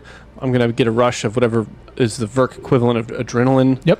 And it's going to kind of get me shot for the day. So I'm going to do a -1 to my strength. All right. And I'm going to add it to what's the pickpocket? Basically dexterity? It's going to be defy danger, dexterity, to employ finesse.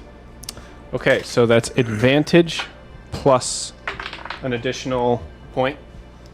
Well, no, you're not swapping the point. It doesn't point. add you. No, you just You just get another die on the chance, basically. Gotcha. Okay. Here we go. Here we go, boys. This is the moment. Should he fail, this will be catastrophic. It's catastrophic. Did anyone see this coming? What do you mean? Did anyone see this coming? I mean, yeah, that's. Did anybody have a backup plan? An undeclared action that can affect the current situation? Where is that? That's called a flashback. You can always flashback on a fail. However, in this scenario, what did you roll? On the die? Yep. 5. 5. So he's going to experience. +2 in my dex, 7. 7 is actually... 7's...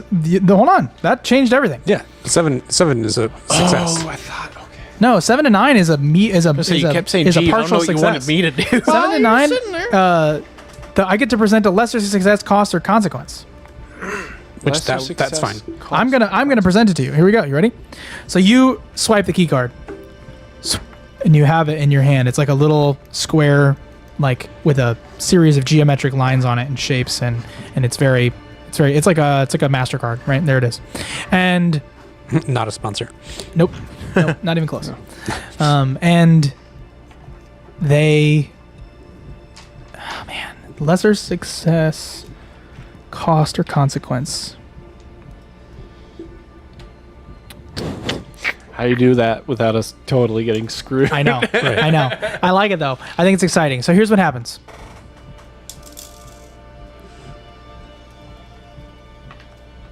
You grab it.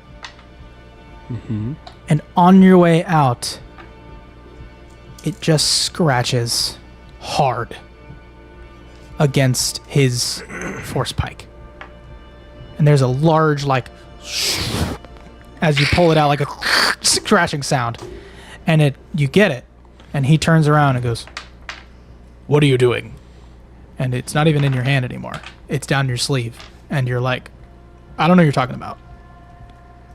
And you know that card is only going to work once. Okay. No pressure. Well, we That's only fine. need to use it once, right? That's true. We only Yeah. need it once to get in there and get the passes. So far as we know. Right. Okay. Card is in your sleeve. I saw some. There's a bug on you. I was just swatting it off your back. Thanks. Go away. Very well. Oh my god. Get out of there. All right. All right. So that key card should theoretically get us in there so we can get the passes for the gala later. The employee passes. Well, Theoretically. let's tell you what's in You that have to room. get a pass. Yeah, let's. To get a So you guys just kind of like, everybody's, if you imagine like a lot of like cocktails and little snacks and people are can't. just walking around, and then you see occasionally a guest arrives and are particularly important, but you're not paying any of that in mind. Snacks. You're just like, I'm just going to go into the break room and storage room. A relaxed setting for staff with a small kitchenette. Storage boxes containing display supplies and emergency gear line the walls. You also begin to, I'm assuming, search the boxes. Partially open boxes in the southwest corner. Inside are 3 palm-sized pass cards, each stamped with the museum's logo. A scrap of paper inside the box reads, "Spare alarm pass cards." Nice. Grabbing those. Yep. But now, I'd like you guys to discern realities. Oh boy. It's basically roll perception check. It's close.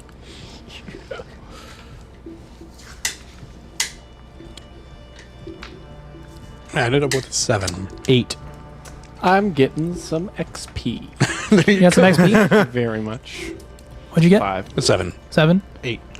8. Okay, so you guys both get to ask one question. Go right ahead, Chief. What here is not what it appears to be? In the corner of the room, there's a bag of spice.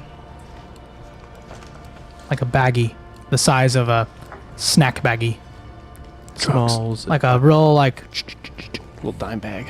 And you have a little bag of spice in the corner. Okay. I'm going to go back to the tried and true what here is useful or valuable.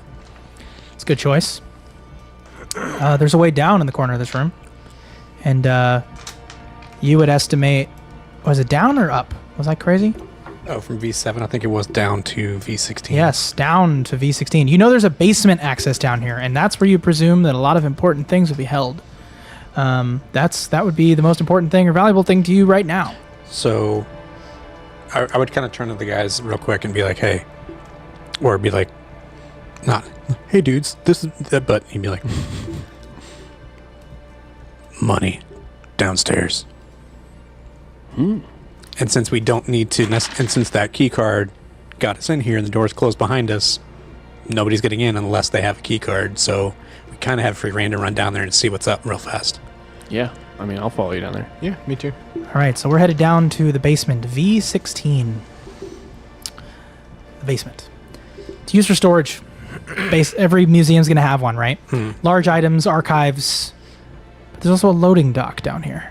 That's what that double doorway is, the top of the picture, right? That sort of swinging open doorway that would allow them to sort of load things in, large vehicles pulling open, it'd be like a box truck in our modern day equivalent. And then the loading docks you sort of see like they would open to an underground ramp. You'd have found it if you observed the outside, but you guys didn't. But you also because of Drex and you guys' planning, I am going to tell you there's a secret door. That's what that S is at the top left. That's a secret door. It opens like a 50-foot long tunnel that just goes outside the museum. So you just immediately are aware that that is likely an escape route. Sweet. Okay. You would like look around the room and probably like, knowing you guys, you'd be like, what is here that we can loot? And I'm just going to tell you. You see, the gemstone wing was where the kyber crystal is being unveiled, right? And the gemstone wing had to get stuff pulled out of it so that they could properly display all that stuff. So there's like a frickin' gemstone galore down here. 20 pounds of gems. God. Okay. In and about this room. So what qualifies as over encumbered? I'll tell you right now, you guys aren't necessarily prepared to take it all, but if one of you loaded up, like to what's 20 pounds in real life? You could carry that. Yeah. That's what Dungeon World is. All right. You guys can divide that amongst yourselves and pocket most like, of it. Yes, 7 pounds each? 7 pounds of gems. 6.3 repeating. Which one of you is? I guess it would be Touché. Drex. Drex. I feel like Drex is the character who goes 150,000 credits Worth of gems. 20s, like worth of gems. of the 20? That was 20 pounds is 150,000 credits. Okay, so 50K each. Like Okay. Quentin Day used to say, I love a good heist. In the chat. Yeah, Nice. classic heist. So yeah, 150,000 credits total of gemstones. Should you be able to sell them? I'm not going to say that you could just pay for stuff with gemstones. Is that market price? And then we're going to have to... It's indeed market price. Ah.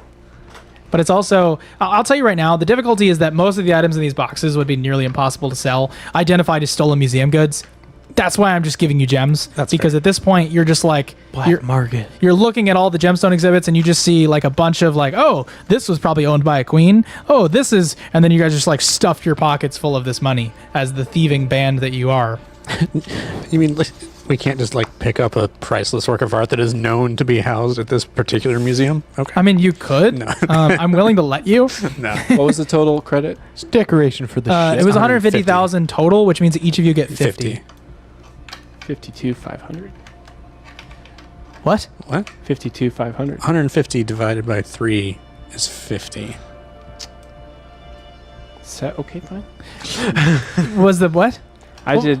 Where was the mathematical discrepancy? You know, algebra wasn't my thing. It's okay. You're sleep deprived and doing 3 things at once. Sort of, you focus on what you need to do. I'll focus on the math part. You say that, and then he's going to go to Germany. But that's you guys already. If you just decided to bail on this heist, I mean, that's not a bad. you That's not a did. bad You payday. did well. I want All right. that Kyber crystal. I won't stop you. I'm just telling you, the outdoor is right there, the secret way out, and we will move on. I'm prepared for all of these contingencies, but I think that as a thief, you would think that. Oh, yeah, for There's no sure. way in a ham sandwich you wouldn't be like, I could just leave. We came in with way more than we left. We're gonna leave with way more than we came in with, and now we're deciding, do we want this Kyber crystal bad enough? Then, Jeeve feels a haunting presence from that gemstone wing. He feels it on like the back of his hair and in his mind, in his core.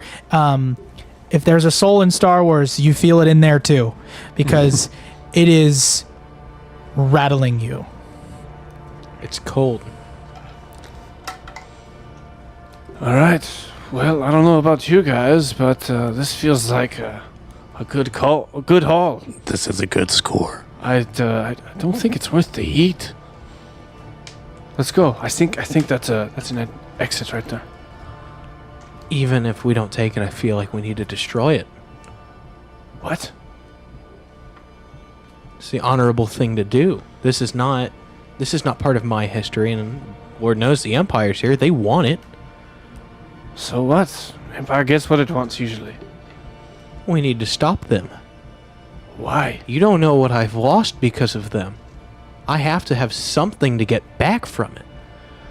My friend. I'm gonna walk over to him, and I'm just gonna, just kind of hold up his lightsaber. Not like being like trying to sneak it, but just, you have what you need to remember your culture.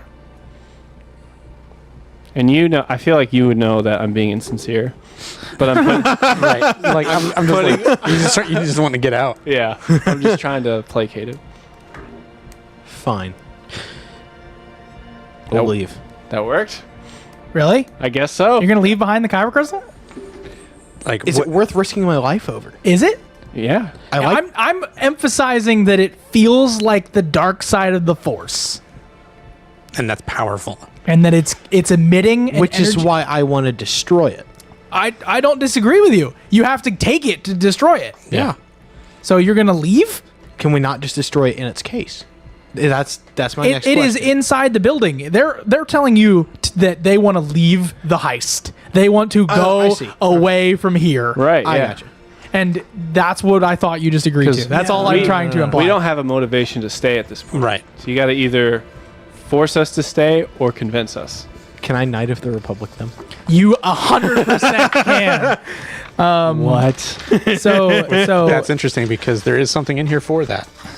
Is there? Yeah. So Yep. you're going to interfere with us. Okay. All right. Let's do it. So in this case, neither of you back down. Nobody wants to be told what to do. So he's gonna roll plus charisma, Yep. and Already then did. you guys.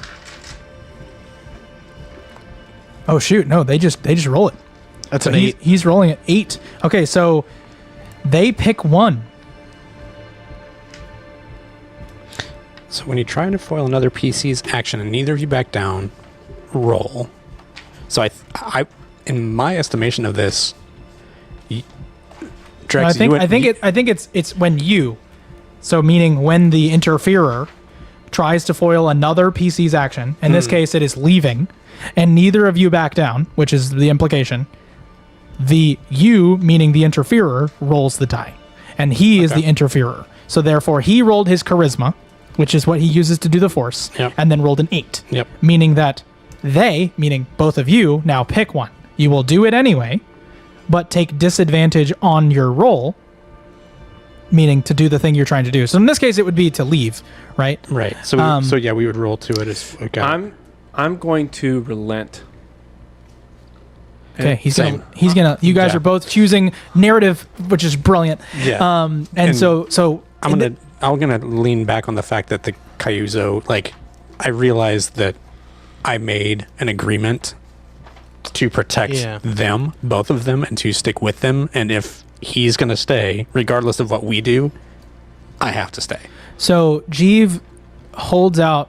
He does something here that's interesting. It's a little Anakin Skywalker-y. And he just raises both his hands and he says, We're doing this, whether you like it or not. love that. And that little bit of cold gets a little warmer. Okay. And I'm going to... That energy that he's feeling gets warmer. I'm going to respond. I'm just going to look over at you, look back at him, like, how dare you? It is worth a lot of money. Probably. It could be powerful. It could. So even if, and in Tanzai's mind, even if we don't sell it, we could potentially use it and it make us more powerful. Theoretically. Roll plus wisdom really quick, Jeev. One spinning, hold on. Oh, that is dope. Wow. 10. 10. Nice. Which one was that? Oh, The roll one. dice? Yeah, it was sweet. When you choose to draw power from the dark side of the Force, roll plus wisdom. On a 10 plus, you are unaffected. Interesting. Play those games in the presence of the dark side, and you may turn. Interesting. There are rules, That'd be kind of dope. And we play by them. and it would be really dope. All right. All right. So then we need to get to the crystal then, yeah? Yes. Yes, which you now know is in a wing, a particular wing. What would you do? Do we know how to get there from here aside from going back up and out? Or is that You is that could the way? go out and then come back in the front door.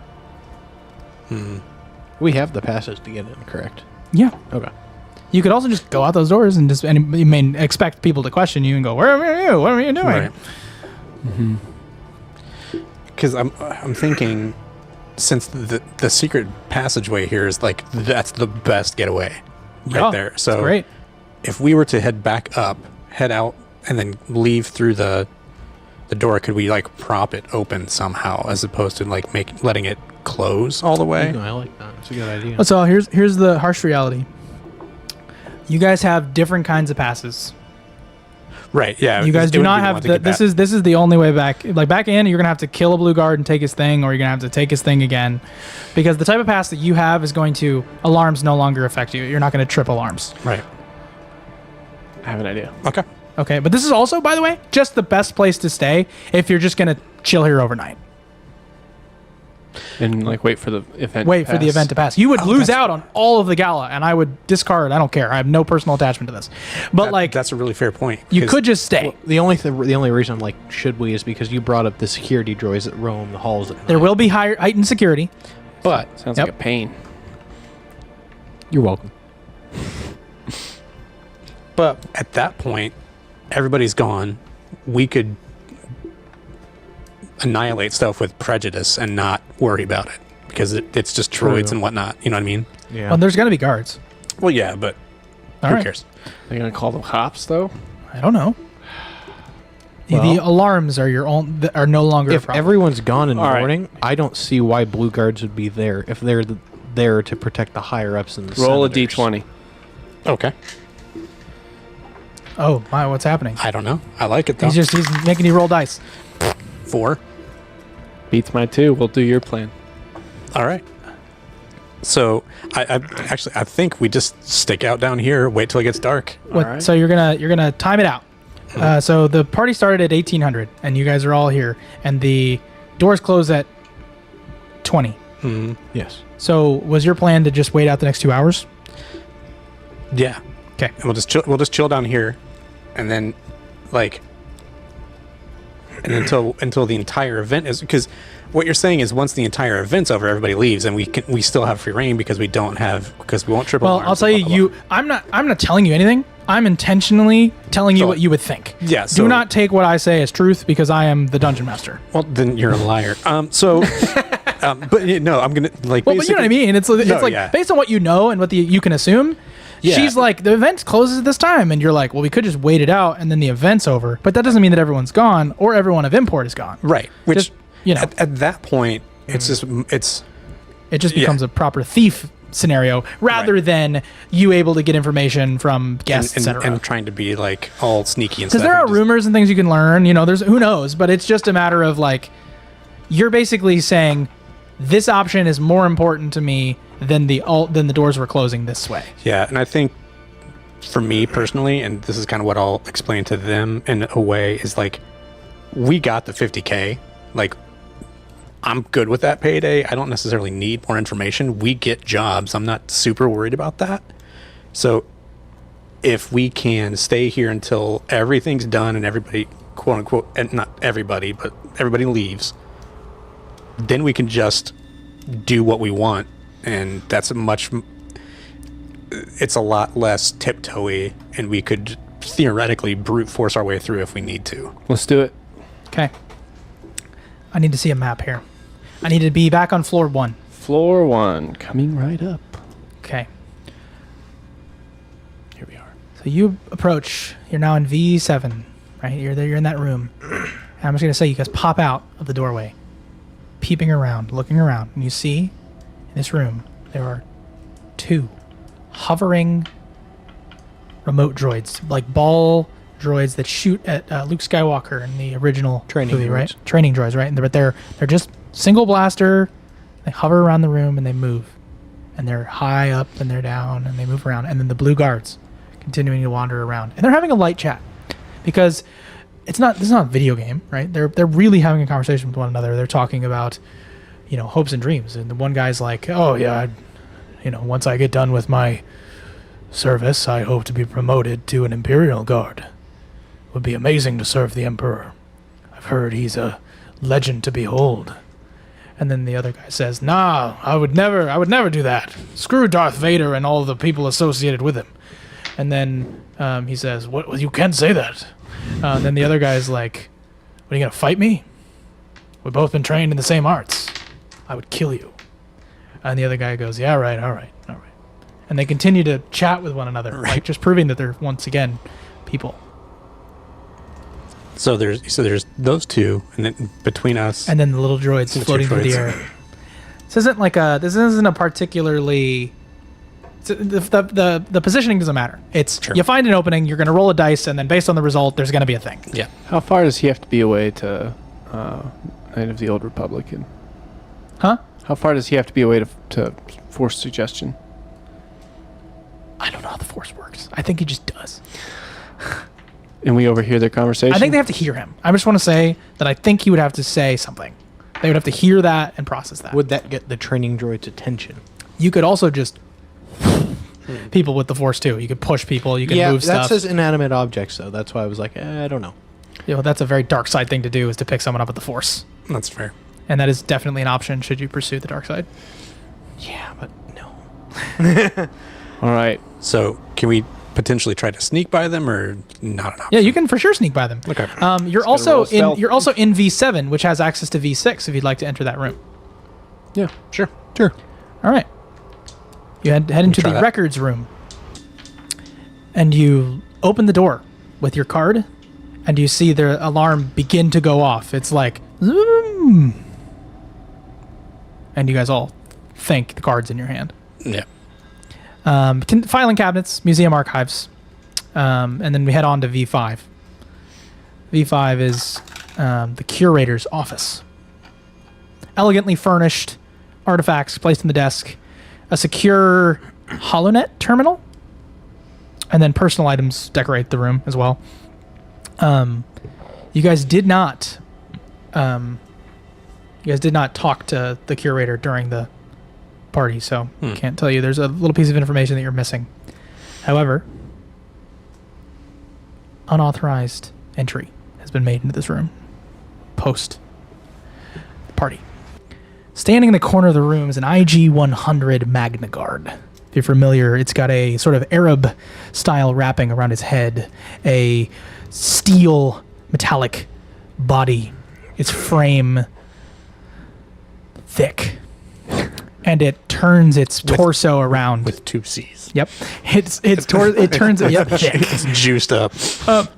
And it wields a staff. And as you enter the room, it's off, and then its eyes emit a red glow softly as it. You see a sort of purple hue on both sides of this staff activate, and it may seem like a surprise, but you quickly look about the room and you see remnants and pieces of droids of many, many different kinds. And whoever this curator was, you probably talking to them would have learned that they are very interested in pre-Empire droids. And this guard begins to move in your direction. Begins to twirl its staff around and says, "Unauthorized access." We're fighting. We're in battle. Yep, let's do This it. is happening. There's no initiative. slash. We're just in it. You're like hack and slash. I attack this thing. I'm scared. Not my first rodeo. This is what I've been waiting for. Let's go. I've not regained my health yet today, right? Did you From the bridge fight. From the did bridge not fight? No, rest. no. Okay. That is a 6. That is a fail. Wait. Yeah, that's a fail. So what are you guys doing? What's happening? I hack and slashed. You hacked and failed. slashed. Explain it. You I'm going failed? to do- Yeah, I got a 6. I didn't hit 7. I was just shy. Mark your XP. So yeah, the Magna Guard. I did. You go to attack him, and he gets a counter attack on you. And I'm gonna roll some damage. Wait, What's up? I was gonna say I have fear of harm, which is discover a threat, ambush, or trap, and do something about it before it can hurt you. You learned something about it. So you said. Do something about it. So when you discover an ambush, you get to do something about it. I think so. Oh. Discover a threat, ambush, or trap, and do something about it before it can hurt you. Okay. So Is there it's- only one guard? this is before it can hurt you, correct? Yes. Okay. So it Not- is attacking Jeeve. Yeah, not us. There's only the one, correct? Yeah, there's only the one in here, and it's with all twirling its staff around, like Is that- attacking you. It's got- no, it's I'm got gonna two give you an central- option. What do you want to do? Is that your flag? I'm gonna give you the first, just a flat check moment where you can just sort of do whatever you want against it before it even gets a chance. I'm going to try and shoot it dead center in the eye, in the chest eye, which is where it's main. Go ahead. Got 2. The head and the eye both work and operate that way. I know, that's why I was shooting for the chest one. Yeah, it basically when it removes its head, it can still see. That's the Yeah. point. Go ahead. All right. Fun fact, Grievous designed that. Okay. It's a good roll. It's good. It is a good roll. So, You volume. 12.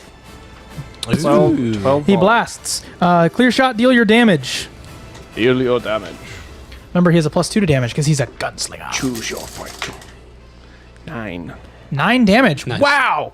What a great hit. That would have killed a guard. Just like want to point that out. You just would have one-shotted him. But in this case, the Magna Guard, I'll just say you go for it, and as this sort of, it goes, and you sort of go and duck back, and you blast its head off. And it just shatters against the back wall, drops down. But it's still alive. And so you I was going- you missed yours. I know right? you were going for the chest, but there's Cinematically. there's no other way to like acknowledge. I mean, you would have shut it down, and it's not Okay, dead. okay. It's not dead. Fair enough. As long as that's So you attacked. You did roll. We're gonna resolve that. So I'm gonna do some damage against you. Yep. You're gonna take 11 damage as you it's blasted. Little purple explosion goes off on your shoulder. Yeah.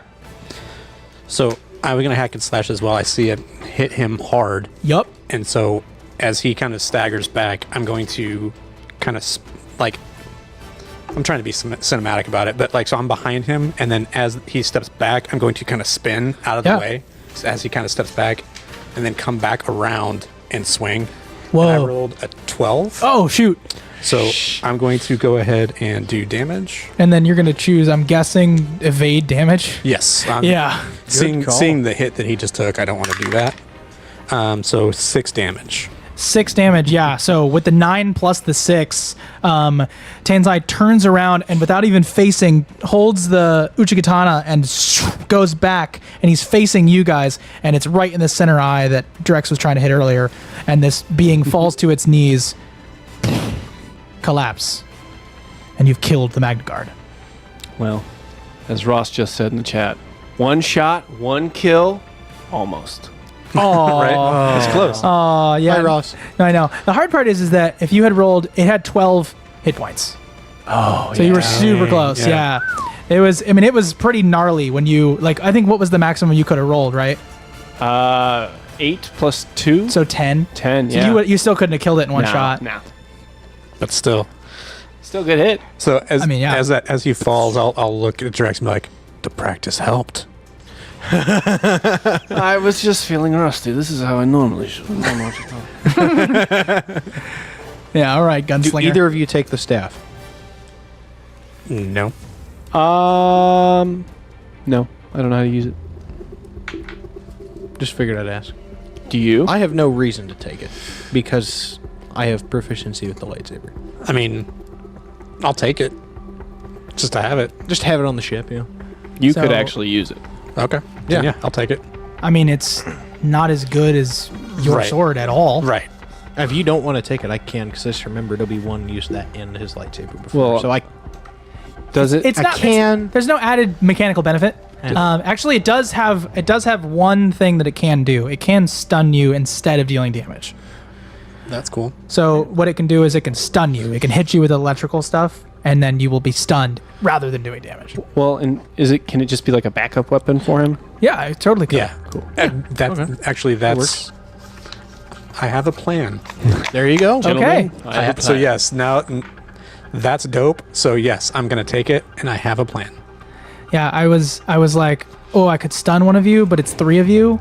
Because I was anticipating this being more of like somebody goes in here and then you guys split up and stuff. I just didn't know what was going to happen. So it's very entertaining. So what is it called? It's called a Magna Guard staff. Just a shocky staff. So like, I don't really know what it's called, but was that droid activated by us, or when we came in the room, or was it already on? it was likely already on. Okay. And it just knew that we were inside the perimeter without authorization. Well, as Quentin Day just said, you could say that droid was 1 step ahead of us. That's good. That's good. That's good. Cool. Okay. We like you, Quentin. You're good. Well done. Good job. All right. So, do we know? So, can we take a look at the terminal, the curator's terminal? Yep. Is it like locked or password protected or anything like that? The terminal? Yeah. It is. You open it up and you look at it, and it has a password that it requires. Yep. It has a password it requires. I want to look around the room and discern realities. I like it. I'd actually rather you. I'd rather you do a spout lore. Okay. Okay. And the reason is, if you've ever seen like spy movies and stuff, where they'll look around the room and try to find some like personal connection. That's exactly. I know. Yeah. To me, I think it's gonna have to be a spout lore. Okay. That sucks. Because I know. I know. But that's all right. Well, you could be aided. Why not? I have no intel. Oh wait, I do have one. Literally, you just expose yourself to the danger. In this case, there's no danger. You could just add the aid. Yeah. So I'll we- aid him. Can we dogpile aid him? Advantage is the double stack. advantage. I'll aid him. He begins to go. Do we Okay. find anything personal about them? And then you guys look around the room. So that is. So I rolled an 8. but my intelligence is -1. Yep. So I got a 7. That's still I it's just barely got it. So I will say what you basically you look around the room, and to me, I'm like, the only result here is that you get into the computer, right? Like Yeah. to me, like you get into the computer, but I'll say that it's like there's something off about it. You get it in, you type it in, and it's dirty. You're like backspace. Okay, it wasn't Panther, and then you're like, I heart Neomoidians. Enter. That's it. I've got unlimited relationship. Whatever it was. going on The down password. It was off. It felt weird. It felt weird to type in. But it wasn't just because it was a weird password. It felt weird because it was something was off about what you were having to do. You sort of learn this person's a bit. I would say the way that you typed it in, it was like a series of numbers, letters, and strange things. And the fact that you guys all got there was bizarre. You enter it in, and you're on the computer, and you actually get a copy of the guards after hour patrol routes. There you go. That is what you gain access to. Write that down. You get a copy of the guards after hours patrol routes. However, that gives you advantage on rolls made to defy danger pertaining to the guards. Yep. Right? So you are able to navigate around them way more easily than you would otherwise because you know where they're going to be. Does that apply to the whole group? That does apply to the whole group. Everybody gets that. Basically, that scenario, it gives you advantage. I should give it a +1 forward. I should. But in this case, it makes more sense that you are totally aware of where they're going to be placed. No. So why on earth would you not roll better? And then you're literally opening all these things. You're learning, memorizing in your mind these files, and then zip, computer just turns off. They know I got it. No, there are 3 things you could have gotten, and that was the lowest of 3. Lowest of 3. What do you, oh, okay. The lowest of 3 options. So what if you had rolled a 10, I was going to give Gotcha. you all 3. Gotcha. If you had rolled higher, Like 9. 9, I was going to Yeah. give you 1, but you're like 7. I'm Yeah. like, That's fair. one thing. And I figured that was the most beneficial thing at the lowest level. That's fair. Cool. Something. So yeah. So we'll kind of plan that out strategically and move. I mean, the option now is to move toward the Kyber crystal, right? And try to get it and get out. Yes. Yeah. All right, so you guys are going to have to probably go to wherever you think it is. Where do you think it is? You we have a map? said Gem Vault, correct? Correct. So what on the map would that be? Oh, I see what you're saying now. I know, I see it.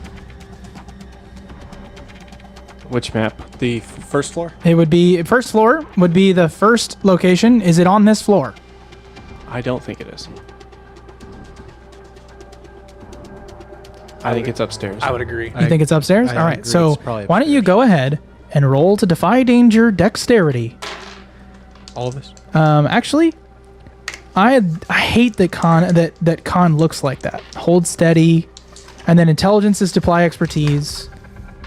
To me, I think it's an apply expertise moment.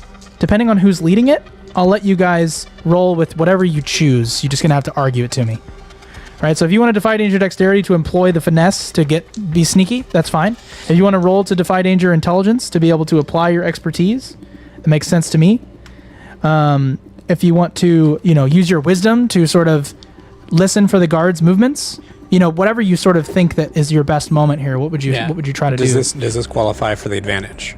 Oh, it certainly does. Okay, then But I'm just saying that this is just whatever you're choosing stat-wise would be your bonus. So I feel like for Jeev, wisdom would make sense. He's trying to use his senses? He can sense the crystal. He knows he's near it. It's calling to him. It's guiding him to it. Makes Oh, but that makes sense. But I'm talking about avoiding the guards. This is to get around the guards. You can kind of sense that But too. you would sense that. Like, Sure. it's This telling is me how more. to This get is there. less of a force and more of like a actual perception. So yeah, wisdom makes sense. Yeah. Dexterity. Yep. Dexterity. Okay. Go ahead. Roll to defy Strength danger would with be- those rolls. Strength would be better, as but- well, gentlemen. That's a fail. Really? A 3 and 2 1s Wow. Oof. With a +1, Yeah. that doesn't do me anything. Mark your experience. Not so wise. 7. Evidently. So I got 8. 8. 7. 7. Wow. Okay. Bummer. Here's my ultimatum. You can totally get past these guards, guys. If Jeeve gets caught.